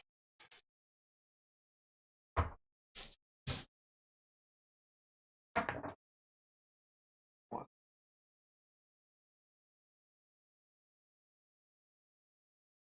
Arrow can you?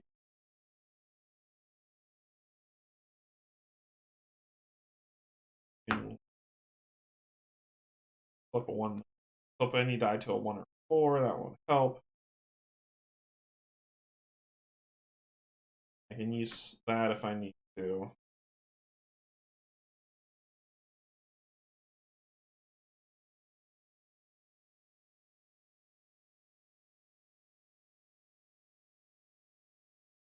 Flip that 6 to a 1, but I won't take it till I want. This can turn a 1 to a 3. Oh, yeah. So let's play that to turn this to a 3. That there. My first die. Then my second one, I need a white 3. I need a white 3. A black or a white 3. Black or a white 3. Can I make any die a color? Did I already spend that? Any color into a black die? Blue or purple? White. Okay. Boom. Got it. Got it. I got it. I got it. Oh, thank goodness. Okay. I'm going to spend my bonus play. So my first was to do that. My second turn is to turn that into a white die. And my third is to tick that die up, that white die up by 1. And I won. Oh my gosh. Oh, the puzzles! But I won! You drove off the translucent gray invaders. F3. You drive back the strange invaders while the palace guards melt away around you. To your surprise, King Terran leaps through the rift. He springs across the archway of the purple stone deep into the strange world beyond. Farewell, he calls to you, and don't worry, I'll find my way home. The gray folk follow him, and the rift seals upward as if someone were sewing it closed from floor to ceiling, leaving you alone in the king's chambers. In the hallway, a terrified chambermaid looks in and sees you standing, weapon drawn over the bones of the palace guard. Her eyes go wide, she runs away without a word. Your quest is complete! From now on, when the choice indicator gives you the opportunity to move to another location, you may instead turn to the end. Jerk. So I'm going to rest. I'm only using 1 die for this. Never lost faith. Gosh, 2 dice. I had to play some dice gymnastics with that. So, 1 die. It is what it is. So, 1. I get all this stuff back. 3.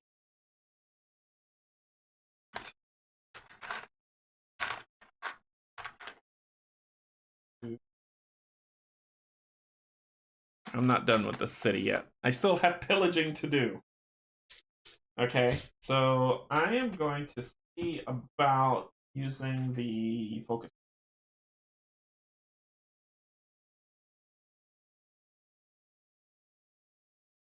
With the focusing lens in hand, you carefully inspect the remains of the palace guards. Nothing more than their bones remain from the attack. And even though these are beginning to dissolve into a puddle of muck, it will soon be impossible to distinguish one fallen guard from another. The families will have nothing to bury. Okay, let's do 7684. You direct light through the lens with your reflective shard and focus the beam on the gray goop on the king's floor. When you pull the focus tight enough, the goop sizzles and steams. The smell is most unpleasant, but makes you feel more intellectual somehow. Each player increase your int attribute score by 1 and add 1 stamina to your int attribute from the supply.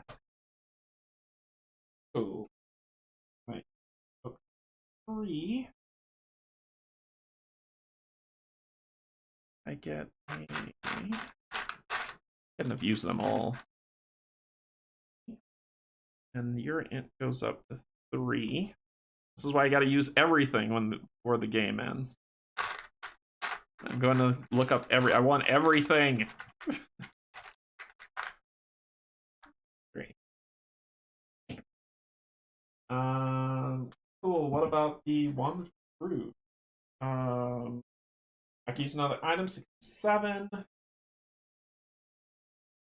You wave the Wand of Truth over the melted remains of the Grey Folk. Without their remains, you now see movement, as if the life force of the creatures persisted, even though they can no longer hold their form. Let's do that with the focus lens. 776. You press your focus lens into a notch in the wand.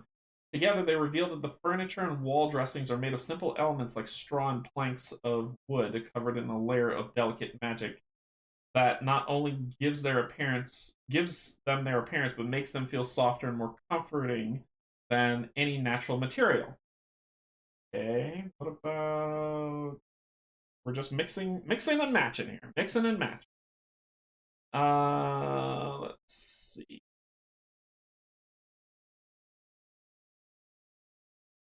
Pry iron, why not? You set your pry iron to King Terran's writing desk and manage to dismantle it easily. You find a few gold pieces. Gain 2 gold. That's enough to get a new pet. That's what that is. Alright, so... Okay. We are going to... We're done here. We're going to go back here to E.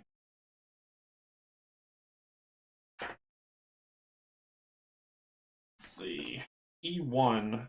A lovely mirrored chest rests at a pedestal in the center of the garden. The garden itself has seen better days.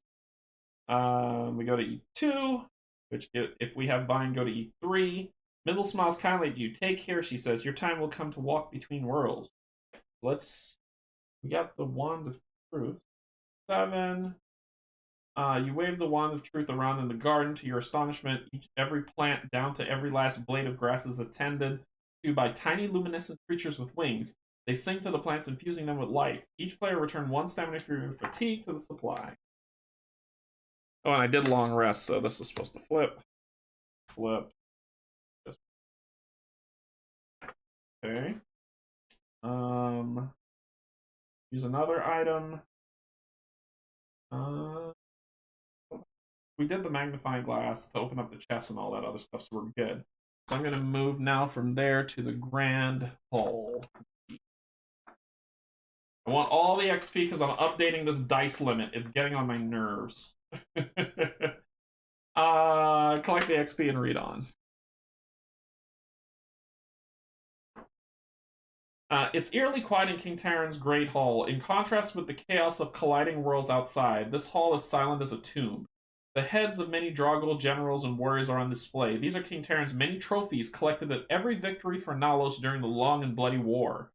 Between the remains of the bugbear and a dragon, a recessed alcove has been roughly boarded up, and the words "Do not remove by order of Terran" have been sloppily painted in red. A Durgalium seal decorated with ancient symbol graces the center of the hall's floor. If you have either of the title Trolls Ally or Hated by the Trolls, G3. Above the door at the other end of the hall hangs an empty plaque engraved with the keywords Troll of Jolov. If you have the keyword Greyfolk, G6. You hear a shuffling of feet behind you and turn to see the elvish chambermaid spying on you again. "I knew it," she says, and runs off. You knew what? Alright, so let's see what we got. Wand of Truth. You wave the Wand of Truth around the Great Hall, and the many heads of the Hydra begin to squirm. The plaque under these trophies read, "Mortish Sutung, who led 1,000 Cobalt soldiers over Broken Tooth Pass, slain by King Terran."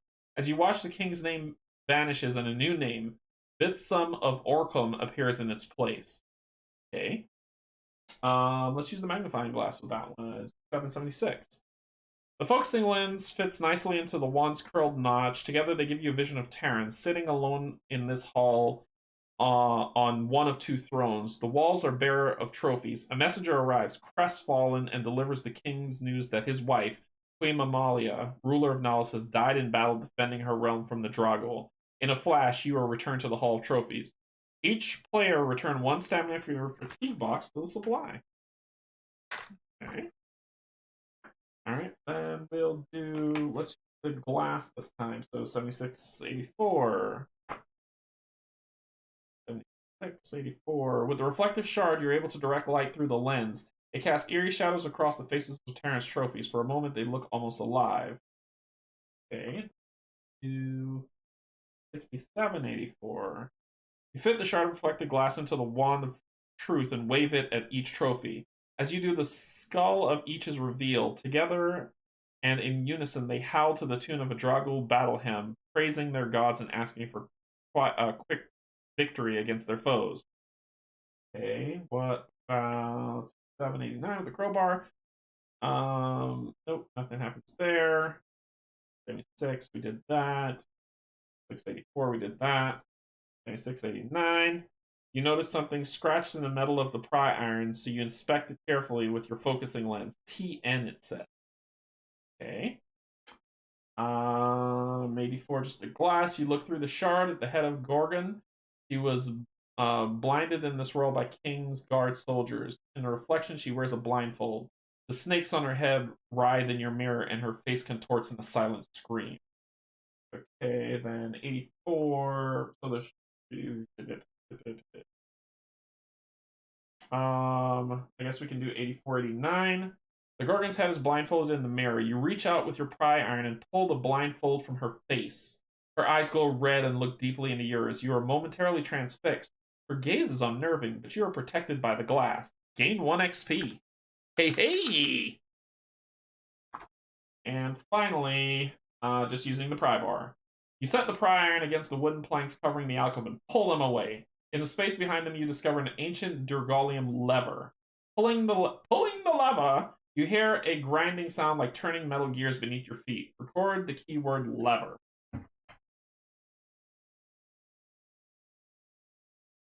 Okay.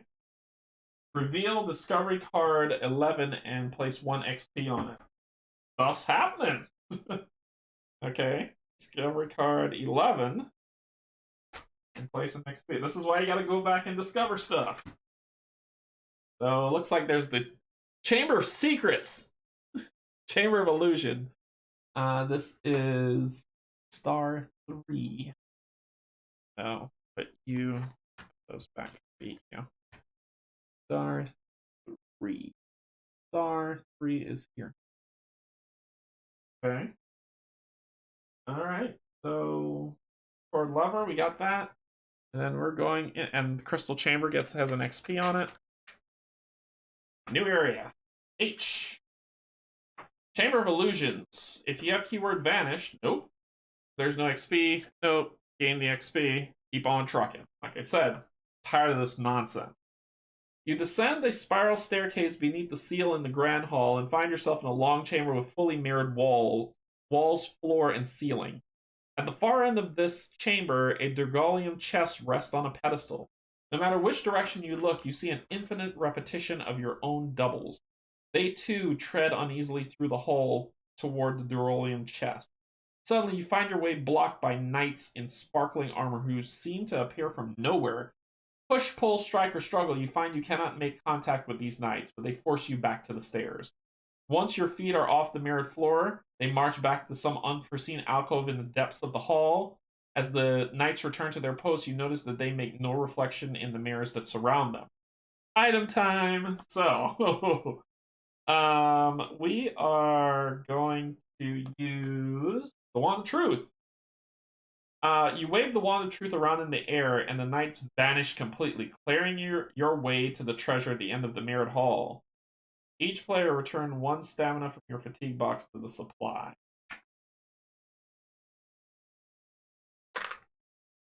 And continue to 90. You open the Dragul chest, but the earth does not shake. No energy crackles over your head. There's a circular shape in the dust at the bottom of the box where a jar once sat. Near this circle sits a lovely but not otherworldly brooch. Though this bit of jewelry is not from another plane, it still casts an attractive spell. You pin it to your clothes and immediately feel newly alive and pretty, as if the brooch were lending its charm to you. Reveal rare card 42. This is why you search before you quit. So we got Vibrant. Vibrante. Come on, focus on it. Add a die of your class color to the dice pool. So somebody's getting this.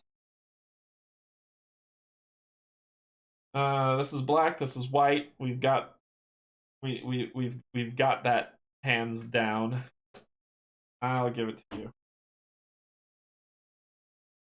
And record the keyword vanished. Okay. We can rest here or move to another location. I still got stuff to use. So we're gonna go, so that was when we used the Wand of Truth.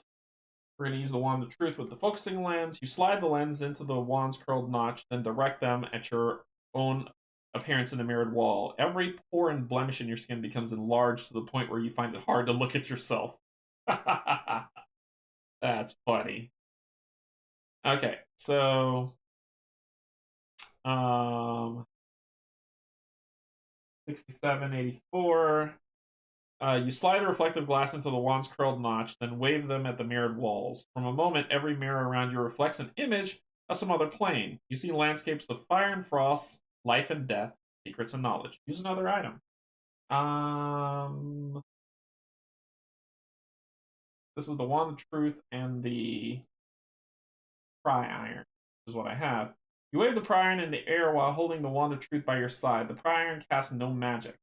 Maybe you should have done that the other way around. The knights do not seem impressed with your antics. Find Foolish in the trait deck and add it to one player's hand. If the card is not available, reveal one random trait card and give that instead. Foolish! You fool! Let's see what I got. Foolish. Foolish! I'll give it to you because you could probably use some. No. No, I'm gonna give it to you. Okay.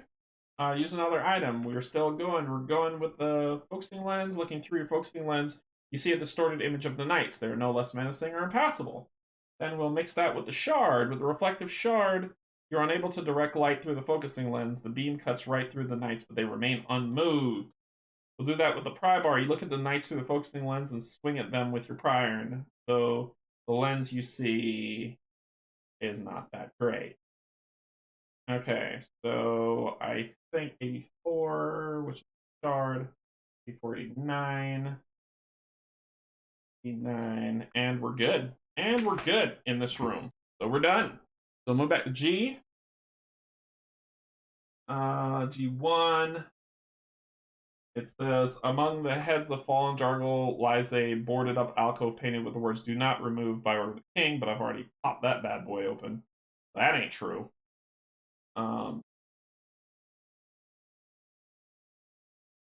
Wait, no, I wouldn't have gotten. Yeah, I would have gotten there. G1. Okay, so what I want to do, I'm going to continue moving. I'm going to move to the Palace Gardens. E. I still got 2 more things to do, so that's why I'm like, before I call it. We talked about the Palace Gardens. We revealed the 2 areas. Go to E2 to get our secret. If Vine go to 3, she smiles at us. And we are going to start using, I think we've done all the items here, right? Yeah, we've done all the items. So we're going to move to the Palace Gates. D. There's no experience. Go to D1. The Palace Gates are strewn with the remains of battle of nobles who stood above the fray are nowhere in sight. Use an item. Yep, let's do it. Let's do our usual rounds of item use. You wave the wand of truth around in the air near the gatehouse, but the rift in the sky does not seal itself closed any faster. You do, however, catch a glimpse of the world beyond the rift. A whole civilization of crystal-faced people live atop purplesome archways over an endless gray. Focus it. Your lens is easily attached to the wand of truth, and together they reveal a scene of the guardhouse's past. A tall and brawny orc guard looks lovingly at her short, thin Vargar companion. The more attention she pays him, the further he moves away. 6784, which is the glass shard. The reflective shard slides into the notch in the wand of truth, and you are suddenly surrounded by a vision of Koshek, plane of life. Hey, Steven. Wild growth surrounds you everywhere, and several layers of surging moss and grasses shift under your feet. A brilliant sun shines over the world, filling you with vitality. Each player return 2 stamina from your fatigue. This is why I only rested.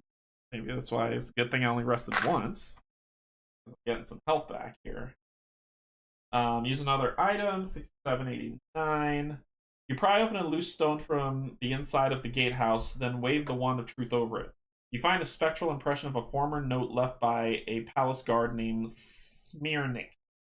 I'm so sick of Hemga's awkward advances, it reads. If she tells me she loves me, I'll scream. 76. Focusing lens. You scour the inside of the gatehouse with your focusing lens, but find nothing more than scratchings from bored members of the palace guard. Each scratching is a truly remarkable instance of poetic verse. I married myself a fine lady, and she was a bonny young lass. But there's one thing I was not prepared for. She passed the most horrible gas. Hemga. Lovely little etchings like this cover the inner gatehouse. 7684. With a reflective shard, you're able to direct light through the focusing lens. You can even target individual fish in the moat with the beam. They don't seem to like that very much. 7689. You scratch a stone in the gatehouse wall with your pry iron, and then inspect it with your focusing lens. It looks scratched all right. 84. Glass shard. You look through the shard of reflective glass at the rift in the sky. Where the moons of another world hover through the glass, you see no rift, but 2 skies blended. Their moons and your orbits together in harmony. 489. You look through the shard of reflective glass and see an old grove of trees where the moat should be. You reach out and touch them with your pry iron, which thumps into the wood. When you bring your pry iron back in front of you, it claws a bit of otherworldly bark, crawling with insects and still growing mold, as if plucked with Pushek's plane of life. And 89 finally, which is a pry bar. You poke around the stones of the gatehouse wall, and sure enough, you find a loose one. Behind the stone, you find a note that some former palace guard left. Off to the invasion, it reads. If I survive this war, I swear I'll give this note to Smirnik and tell him that I love him.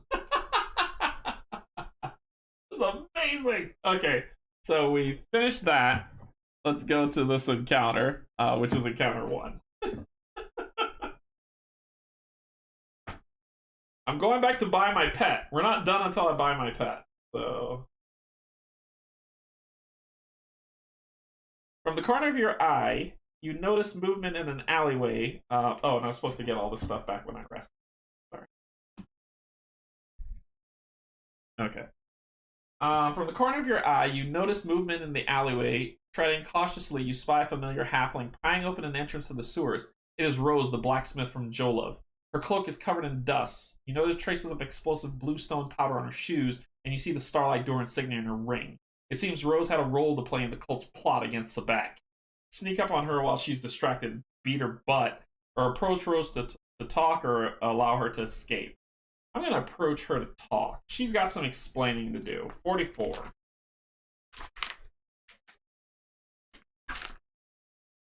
Yeah, I like it too. You call out to Rose to avoid startling her with your approach. You indicate that you mean no harm and only want to speak with her. If your Starlight Door score higher, I'm good. Each player adds 1 stamina to any of their attribute rows from the supply, ignoring the limits. And we're doing Speechcraft. So, Speechcraft. And I'll tell you what I'll add.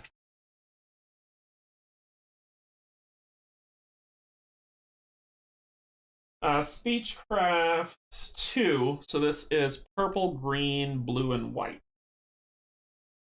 Purple. We're adding a stamina to purple.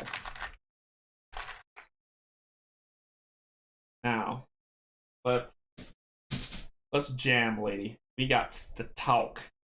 So I'm gonna do a purple, purple. Because that says charisma check, right? Yeah. Oh, sorry, 1 purple for that. So that's purple, purple, green, green, and I will get the last 2. 1, 2.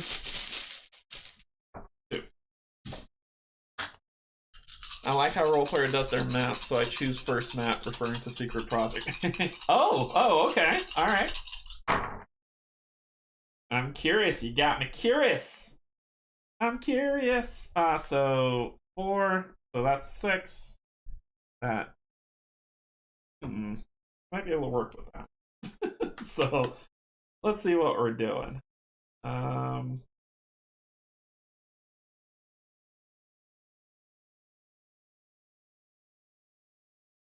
Purple by 2. So I can make this a 3. And this a 2. So with these 2 cards, I can solve purple's problem. What can we do about green? I need a 2 and a 4. You have nothing for green, do you? You make me sick. Alright, you can deal with the purple one.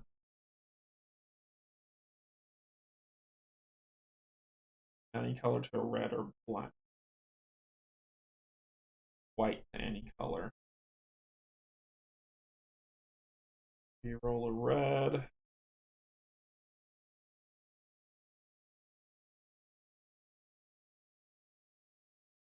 Black, blue. Make a purple any color, but we don't have an extra purple, which that's terrible. Any color to a white or blue.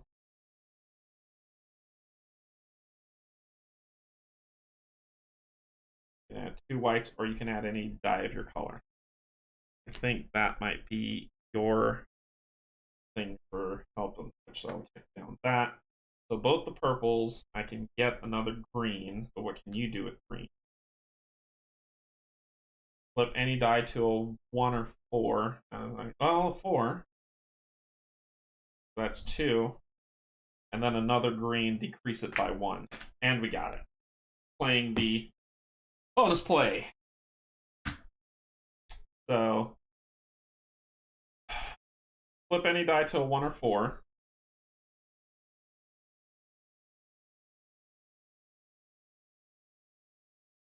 Flip, decrease a die by 1 or 2, the blue or green.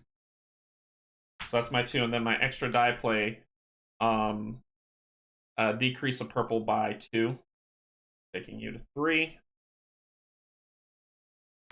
And then you will just play this one spent one to take you down to 1, 2. Ta-da! So we get 2 experience for that. Maybe it'll work. So you get 2 experience for that. I didn't even have to use my ability thing, which is cool. So Rose agrees to talk. 448. Rose shakes your hand. Today's mission has been a success so far, she tells you. Please make sure you attend to the needs of the palace. There's an object of power hidden there. Rose takes her leap politely and escapes into the sewers. Reveal title card 33. You're about getting on my nerves. 33. Should have killed her. Just stabbed her in the face. Saboteur's accomplice. Oh, I don't like that. After Terran's arena was destroyed, a massive explosion, you discovered that the saboteur was Rose, a member of the Starlight Door. When you found her, you did not attempt to prevent her from escaping into the sewers. That's going to bite me in the butt, and Starlight Door goes up 1. Okay, that's the end of that. Then we can rest or keep trucking. I'm just trying to get as much XP as possible. So, completed that. Let's go to the arena. B.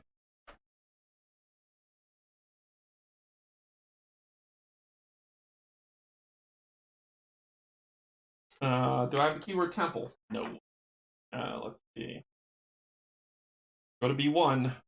The arena is relatively quiet now. Workers clear rubble in preparation to mend the massive hole in the arena. Use an item. Here we go. Using all my items. That's my plan. So, 67. You wave the wand of truth around in the air, expecting some lie here to vanish. Nothing disappears but your dignity. Aww. 76. You place the focusing lens in the curled notch of the wand of truth. Stones all around you appear to piece themselves back together, reversing in time until the arena is whole again. In the moments before the explosion, you see Rose, the blacksmith from Jolo, painting the eye of the Starlight Door in the wall of the arena, dropping a satchel and then sprinting away. I'm gonna have to kill her. 6784. You place a reflective shard in the curled notch of the wand. Terran's arena vanishes and is replaced by a coliseum from some other world. The crowd roars within. You see a young King Terran emerging from the front gate, clearly pleased with what he's seen within. Okay. Then we'll do 79. You wave the wand of truth over the rubble and then poke at it with the pry iron. Nothing disappears. That rubble is as real as it gets. 76, which is focusing lens. You inspect the rubble. Use them and you have them. Yeah, it's good advice. You inspect the rubble with your focusing lens and discover a residue of blue powder. You touch it and a merchant calls out to you.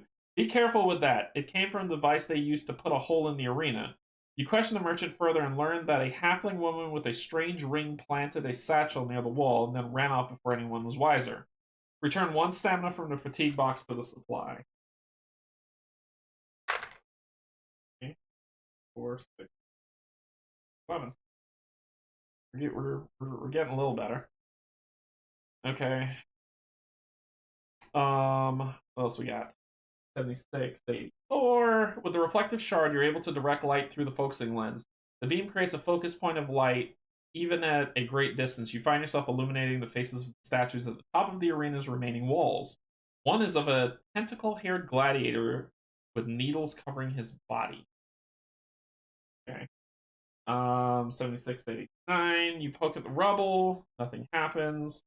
You find in a flash the power. Oh, wait. You poke at the rubble with your pry iron. It is covered with a residue of blue powder, so you scrape together a pile of and focus some sunlight on it with your focusing lens. In a flash, the powder bursts into flames. It's likely a mixture of trungle grit and bluestone that someone used to assemble an explosive device. 84. Gazing through the shard of reflective glass, the world looks more colorful somehow, more alive. You're struck by an overwhelming feeling that there is more to reality than you yet know. 84, 89. Smashing through the shard of reflective glass with your pry iron would give you many smaller shards, no part of which would be useful as a whole. And then 89 to pry iron. You find the crate and pry it open. There are a few apples inside. They are crisp and sweet. Return 3 stamina from your fatigue box to the supply.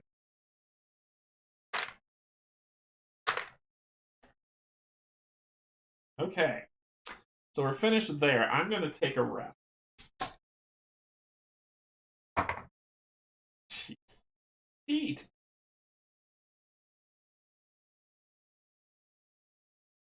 Two.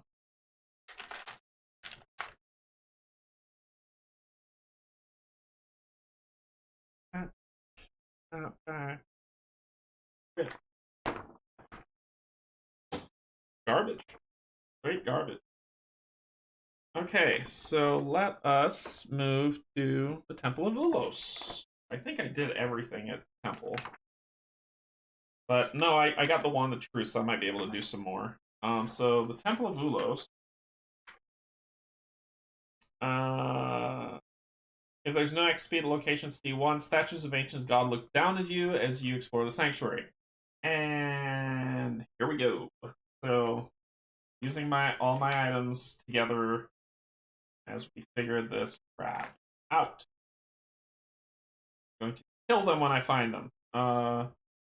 First, the wand. You wave the wand of truth around the sanctuary. None of the gods disappear, but something changes about Halleck Mortikin, the vampire god of darkness. His ears double in size. So let's get the magnifying glass for that. The curled notch of the wand of truth holds the focusing lens perfectly. When you combine the two, you see a young Tarek Nolan attempting to use a pry iron to force open the Durgalgam seal. When his efforts fail, he walks out of the temple in frustration. 6784. The wand of truth and the reflective shard seem made for each other. When you combine the two, the temple disappears around you, and you find yourself standing atop a snowy mountain peak near the base of a gigantic, many-eyed statue. The frozen wastes stretch out in all directions, indicating that you are somehow viewing Ictel Plane of Frost. In another moment, Ictel vanishes and you're back in the temple. Each player return 2 stamina from your fatigue to the supply. Okay. Use another item. 789. You bind the wand of truth to the end of your pry iron and reach up and tap the ears of Halleck Morton, vampire god of darkness. One falls off and lands at your feet. You quickly sweep it behind the statue and pretend like nothing happened. With a focusing lens, you carefully inspect the base of the statue of Krint, satyr god of wine. In fact, you find nothing unusual at all in the temple, but then the lens only magnifies what ordinary vision can already perceive. Perhaps some other way of looking around would help. 7684. I think we did that one already, the red beam. 8489 we did. And 7689. You search the temple thoroughly with your focusing lens, looking for any place where a pry iron might be put to use, perhaps to reveal a secret passage or a hidden stash of coins collected from offerings. But you find no such opportunity. Maybe another way of looking around might help. You hold the shard of reflective lens. We did that one. Then 89 is the pry iron. It occurs to you that you could try to pry the gems from a statue. No one in Sebek would care too much if you stole from the Dragul gods. The idol of El Rol Ektatzat, Lord of Cobalt Fertility, had some particularly nice emeralds, but perhaps the god themselves would be displeased. Leave an offering for the idol or take the emeralds.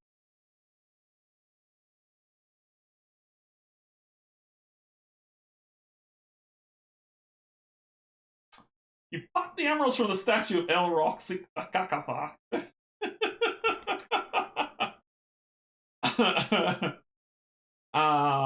And stow them away. Now you can't shake the feeling that all the statues in the hall are staring at you, judging you sternly. Gain 3 gold.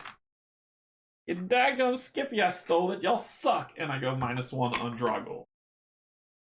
Okay, and I think that is... Yep, that's it for there. We're going to go to this thing, which is 2. And 4-2. Cleaning this place out. 4-2. If you have any of the title, Lady Amelia's Sorrow, Lady Amelia's Secret, Karina's Pyre, or Secret Corpse, which I do, move to A 4-7. If you have the title Lady Amalia's Secret, go to 437. If you either have the title Corina's Pyre or Secret Corpse. I have her Sorrow, but I don't think I have Corina's Pyre. Yeah, I don't have any of that. If you have Lady Amelia's Secret, note. If you have either of the titles, the corpse, note. Lady Amelia Dunton, Royal Councilwoman, walks in the center of an otherwise quiet street. Her eyes are unfocused. Her face hangs heavy with sorrow and fear. She must have received word that her daughter died in the catacombs last night. You do not know if you were named as the executioner. The councilwoman is without guard, distraught and alone in these dangerous streets. It is not clear how she might react if she recognizes you as her daughter's killer. Maybe it would be better if she didn't make it home. What? Maybe it would be better for you if she didn't make it home. Why? You sick bastard. No, I'm gonna take her home. Let her wander off and meet her fate. No, I'm taking her home. No. No. No. Oh, no, long rested. No. So, offer to escort Lady Amelia home. 439. You offer to escort Lady Amelia home. She looks at you like you might be telling a joke. Of course she doesn't want to go home. You will have to convince her. If your king's favor is 3 or higher, each player adds 1 stamina to their charisma check for the supply, ignoring the usual results. It is not, so we're going Speechcraft 2. Speechcraft 2. Yeah, I know, it sounds sad. I'm not gonna kill her. What? No. So I'm gonna spend this, that, purple. So I need 2 purples, 2 greens, a blue or a white. I've got the white 6. I'm good. So I get a purple, a green, a purple. Actually, another purple. I get another green.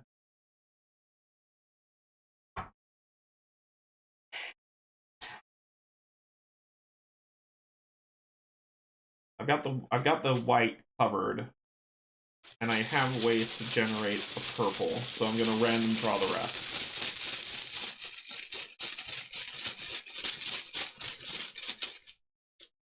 One,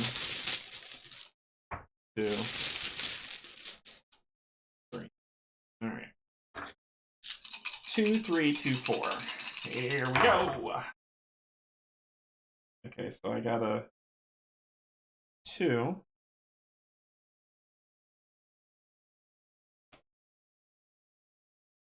Increase a black or purple die by 2, so that could get that taken care of. So that'll go there. Decrease a blue or green die by 2. 5. I'll just make the 3 by 1 or 2, so I could get the 4 from you.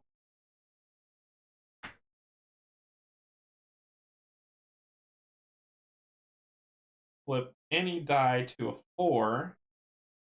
I would get that one using that. And then all we need to do is figure out a 3. I had a thing to make any die a purple. Purple any die. No, no, the other way around. The other way around.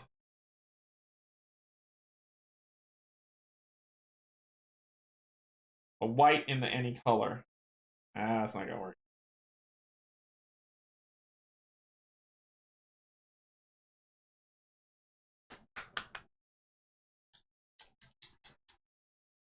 What can I do? You have something to make any die into a purple? Any die into a purple.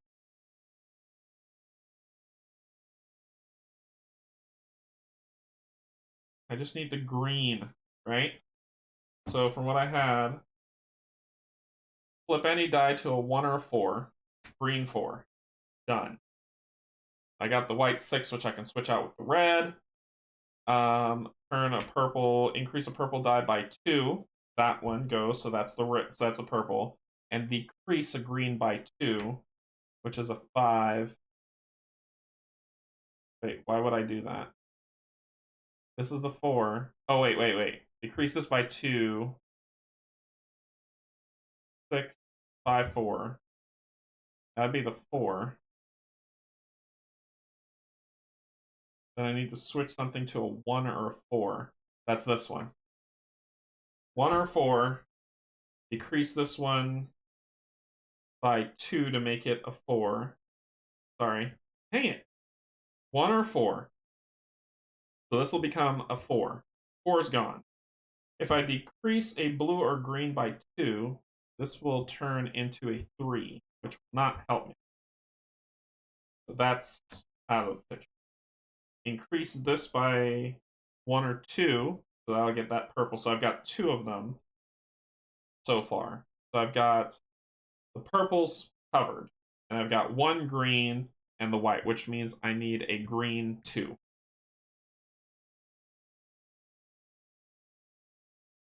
That's all I need is a green 2 now. So how do I get a green?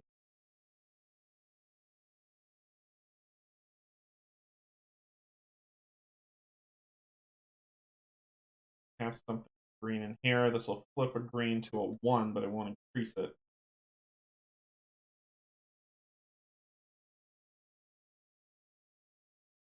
Nope, that'll make it 1. So what can you give me to get me a green 2? No murder hobo mentality. A green 2. Oh, I could use your scribe ability. Duh. Okay, so here we go. So I rolled a 2. Then I'm going to switch that green from I'm switch this green to a 1 or 4. So I'm switching it to a 4. Done. Increase black or purple die by 1 or 2. So I'm going to increase this by 2, turning it to a 3. I'm going to swap this green 6 with this to put that here. And then I'm going to do 2 stamina to return it to the supply. Use my ability to turn both of these into 2.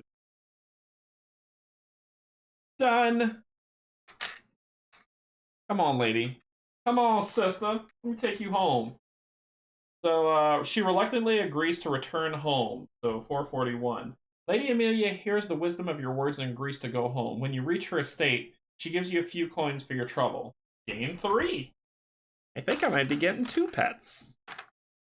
Because that's just how I feel. Okay. So that finishes that.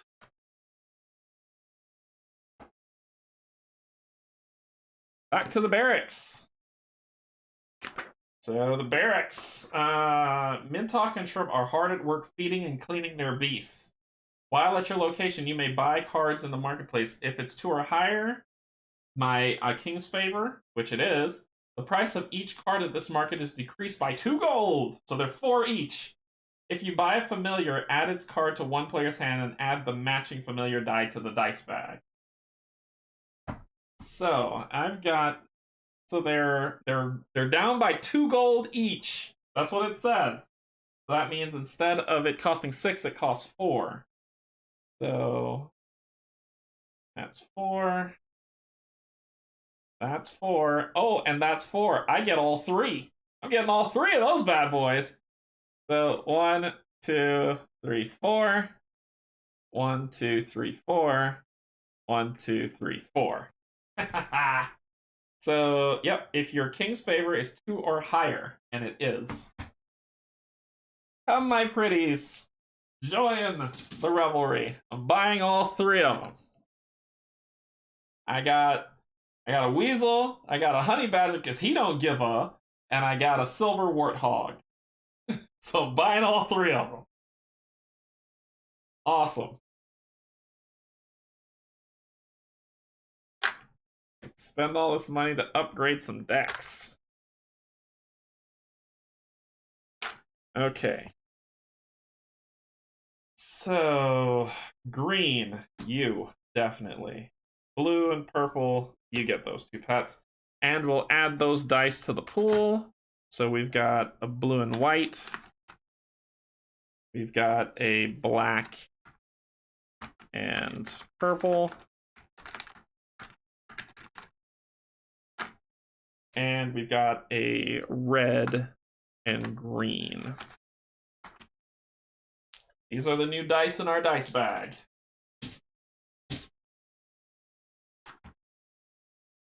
Buying the farm, ma. Alright, so I get all of that. I'm good.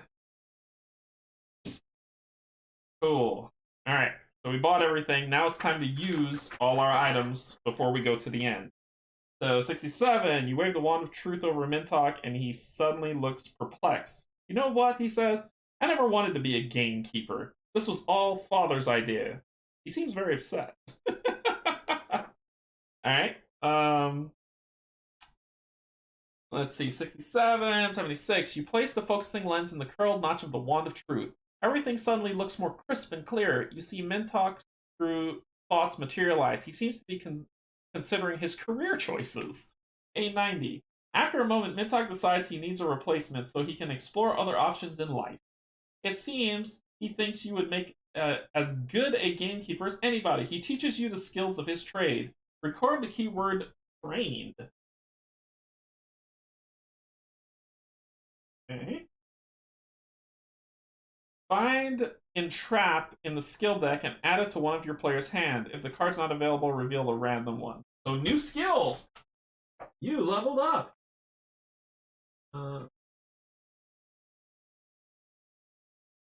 Just roll.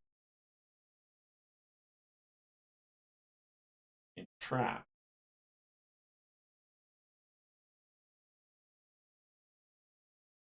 I already have it. So it says if it's not there, shuffle it, grab a different one. Reveal one random skill and add it instead.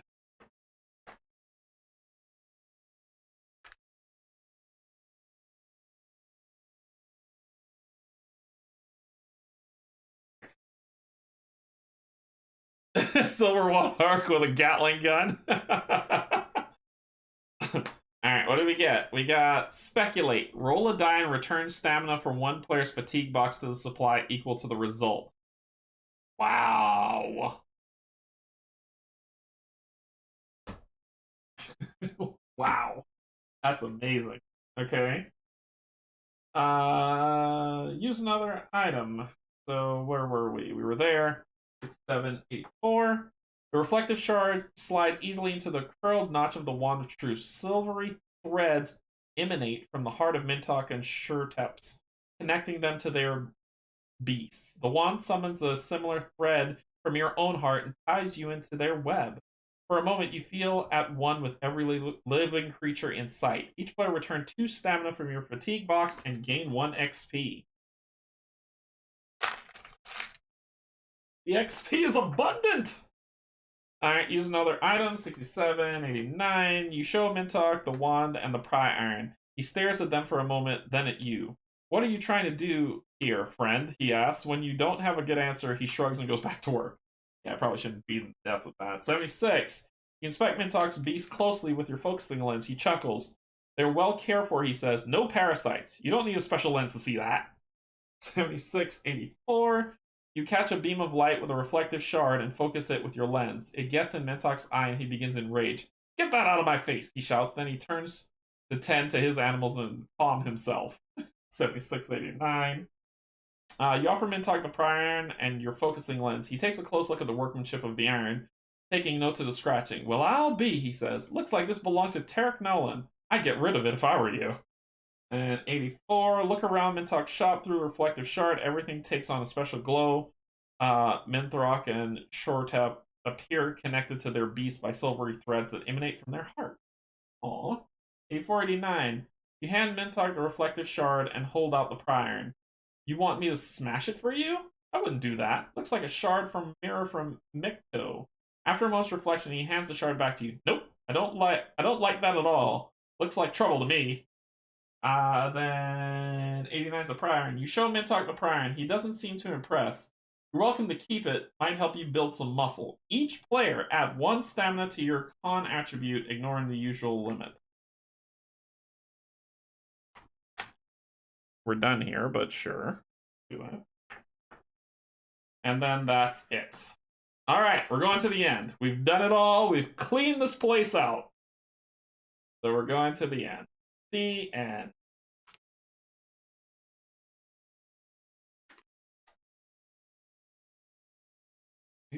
Here we go. Before you know what is happening, you are surrounded by palace guards, all of whom point their spears at you and insist that you lay down your arms. You comply and see the chambermaid from the palace standing with their captain. Behind them, you see the rift still slowly creeping upwards as it seals itself back in the sky. That's the killer, she says, pointing at you. She explains that she saw you, weapons drawn, standing over the remains of the palace guards who died in King Terran's private chamber. You protest and attempt to explain the true circumstance of Terran's disappearance, but your pleas fall on deaf ears. The king is indeed gone, and now you are to blame. A guard shackles you and escorts you to a prison wagon. Once you are locked in, the cart begins its slow journey to Colback Prison. If you have the keyword Defiant, erase it and reveal title card 36. I do not. Which titles did you earn? Okay, so I got Zalek's Witness and Saboteur's Accomplice. So either Zalek's Witness or Saved by the Rift. As you are carted out of Sebek, the rift slowly closes in the sky above you. Your king and your commander are both on the other side. You can't help but wonder what challenges they will face and whether they might survive. If you want to prove your innocence, you will need to find a way to enter that other world and bring King Terran home. And we have Saboteur's Accomplice. You look down at the still smoldering rubble of Terran's arena and wonder where Rose is now. When you met her in Jola, she did not suspect that she would lend her, or you did not suspect that she would lend her hand to an act of destruction like this. But you trust it was all for a good cause. You take some comfort in Rose's freedom as the jailer's cart leaves Sebek behind. And conclusion. On the bumpy road beyond Sebek, your driver is stopped by a messenger who hands her a note. After reading it over, she passes it to you. It's from the High Council, she says. They've had your trial already, and you've been sentenced to death. You'll be held in Kulbuk prison for 2 nights, then you'll be hanged. On your arrival at Kulbuk, a dozen construct guards march you into a multi-floor cell block packed with Dragul prisoners. Gnolls, kobolds, and insectoids lean over railings to watch as the guards take your belongings and put you in an itchy gray uniform. You receive insults and threats from the tiers above. Kulbuk prison is not a friendly place to a member of the King's Guard. Through a barred window, you see a fresh rope thrown over the old gallows. You need to find a way out of Kulbuk to avoid that grim fate. Each player, you may now advance your character. Yeah, it's a little late for cons. So we advance our character. Well, we've got lots of XP. We've got 2, 4, 6, 8. Which to increase dice. Where is that? Where is that card that says that? There's a thing that says what I need to do. Because we're increasing combat dice. I'm sick of 3 dice. Drive me nuts. Okay, so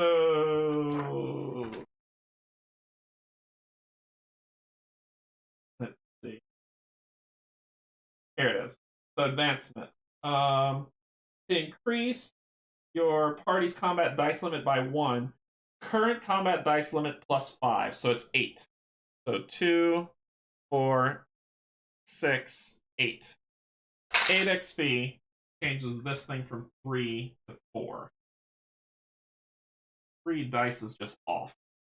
Okay. Increase the party's bonus play limit by 1, which would be another 8. Or increase party's mastery by 1. I would have to spend 4 experience to increase now. I kind of maxed that. How much do we got? 2, 4, 6, 8. Ooh, I can 9. I would need 9. 9. So I can do my combat dice limit. I can do my combat dice limit again, which I think I might do, and then increase my health by 3. So I'll do that. So I'm going to 5 dice. So I'm going to 5 combat dice. I'm proving my odds.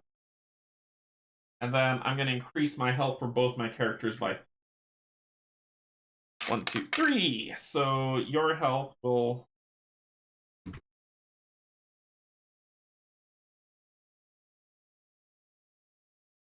Your health will move up by 3. We're at 22.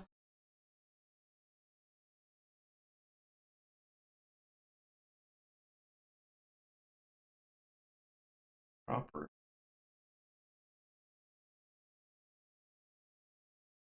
And your health goes up by 3. 21.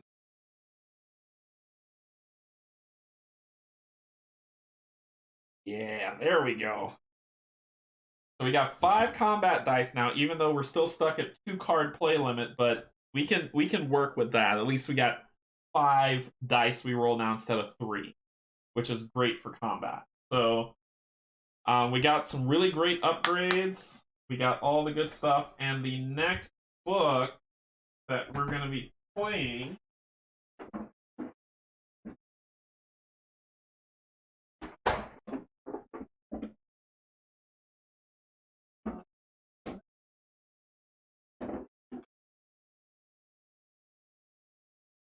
this is the next book. Kraken Kolbach. That's the next thing for us to do. So we've been convicted of murder and we're to be hanged. And I feel like my Dragul favor is going to work heavily against me in this one. So that's where we're leaving off. So we'll be doing Adventure 5 next week. I was seeing if I got through this one fast enough, I would do the side quest instead of starting Adventure 5, but I think we ran this one a little bit longer than I had hoped, so we'll just stop here with that. So far, I'm enjoying the game. I don't know how y'all feel about it, if you think it's fun or no. But I enjoy it. I think it's fun. I think it's a lot of fun. So we have completed, and this is once per adventure, so we've completed the adventure, so you get that back. Yeah, good plays, good game. Sweet. Thanks, Steven. It was great. Yeah, I hope y'all enjoyed it. Let's go up to the top and chat. Okay, so I hope y'all enjoyed. That was Adventure 4, which I pretty much cleaned that place out after I finished it. And we got some really great upgrades. So now the decks are looking pretty solid. We were able to survive and get a lot of stuff done. As I get more experience, I plan to upgrade their skill levels even more, but just being able to roll proper amount of dice was driving me nuts. So I wanted to increase that. So now our dice limit's 5, but there's no way to increase your play limit. So we're still playing 2 cards, but we roll more dice. How do you feel about setup teardown of this one? It's not bad. Actually, since they have the stuff that's here, and they have the safe folder that's actually, let me go back down on the table and show you what I'm talking about. So I've got this bin here that just says if you want to save, and what I usually do is just this, then stack here, and just put them right there, and then grab the titles and put them right here. And that's it, right? Other than that, I just pack up the rest and be done with it. So setup and teardown is pretty fast to me. I guess for those who are like, I want to spend less than 2 seconds setting up and tearing down, it might not be. But this is a lot easy setup and teardown. I think it's perfectly fine. Because I don't take the cards, and you see me sliding the card back in. I don't take these cards out of their boards. I just leave them in here as I play. So therefore, there's no anything. And the cards that you use I make sure, as you saw me doing as I did the playthrough, I was putting them back in order. So, like I said, I think setup and teardown is pretty quick. So, I don't mind it. I think it's fine to answer your question. Let's see. We're at the top on this one. I forgot to move their dots for saving. And you stay. So it's pretty good so far. So thank you all for joining for this. This was a lot of fun, as it always is, playing games with you all here on the channel. So I'll say for what's coming for the rest of the week. Thursday, I'm playing Kingdom Death Monster with Steven, Pac-Man. We have our guest Barrett joining us, so it's going to be the four of us playing Kingdom Death Monster on Tabletop Simulator. So it ought to be a fun die rolling good time in Kingdom Death. Is there a good time in Kingdom Death Monster? So we'll be playing that Thursday. Friday at 3 p.m. Eastern, I'll be playing Gloomhaven Digital with Kate, Cynthia, Rob on Rob's gaming table. So it won't be scheduled on here, but it's to be scheduled on Rob's gaming table's website. So we'll be playing Kingdom Death Monster. Oh my god, we'll be playing Gloomhaven Digital on Friday. Then Sunday, I'll be playing Final Girl. So you'll see me play through. I have my patrons pick the scenario. I got to talk to them because I might want to do a different scenario than what I've been seeing popping up online. But we'll see. We'll see. I'll talk to them. I'll talk to my patrons about it and see if they'll pick somebody else. And if they do, but we're playing Final Girl. I'll update which specific scenario we'll be playing probably in either tomorrow or the day after to see what we're going to play. But that's going to be the week of what's to come. It's going to be... Die. I see what you did there. So that's all I really have for you tonight. Thank you so much for joining me. Next week we're gonna get back into role player, playing adventure number 5. And if we get through that fast enough, we'll do the side quests. Otherwise, we'll do adventure number 5 and try to escape from the horrible place of death and sadness, prison. Thursday, Steven, Pac-Man, and I will return for another playthrough of something. It may be Terraforming Mars, it may be Arkham Horror, we don't know. And then that Sunday, I'm breaking out World of Warcraft Wrath of the Lich King. I'm a massive fan of Wrath of the Lich King, so I have the highest of hopes for this game. And we'll see how it plays out, how it goes, and see if you like it. That's all I really got, but there's a lot of stuff coming to the channel. There's a lot more games. Remember, I still got to play Unsettled. I'm going to be playing more Final Girl to get that stuff going. I've got Cartographers that's coming. I finished out Hero Realms, the first campaign, but I still got to do the Lost Village, so I still have Hero Realms to go through. I have Street Fighter, the card game that I'm learning how to play true solo. That'll be on there. Oh my gosh, there's so many games. I've got D6 Armada to play. We've got Return to the Forest of Adramon to go back and explore it. Oh gosh, what else? What else I got over there? We got a lot of games. Gosh. I set aside Dice Throne Adventures, but I need to get back into that. Gosh, there's Aventuria that's coming in. I got Heroes of Terranoth. I've got Transformers, the deck building game. I've got so much stuff to play. So if you enjoy what you see here and you enjoy kind of coming to the table, sitting with us and watching us play, go ahead and just give a like and subscribe to the channel. That'll just, if you're interested in watching more. The Patreon's down there, but you're not required to do that. Just do it if you want to join the Patreon and join the Discord for the Discord good fun that we have. You're always welcome, but don't feel like it's a requirement. Let's see what else we got. I think that's pretty much it. And don't forget, sounds like December going to be a good month. It is. And with vacation coming up, there's a lot of games that I'm going to be playing. I'm trying to stay away from Marvel Champions, but I have the Hood scenario. I want to play it, but I'm trying to stay away because there's other games I need to play, and we're going to have a good time. Thank you so much for joining me. I really appreciate it. Thank you to my Patreons. I appreciate you so much. And thank you to my YouTube subscribers. Thank you to if you are neither and you just like to pop on here from time to time and hang out at the table. Thank you for coming and joining me. I always appreciate it. So everybody take care. Have a good morning, noon, or evening, wherever you are in the world. Take care of yourselves. Insert comment here. See you guys Thursday. Bye.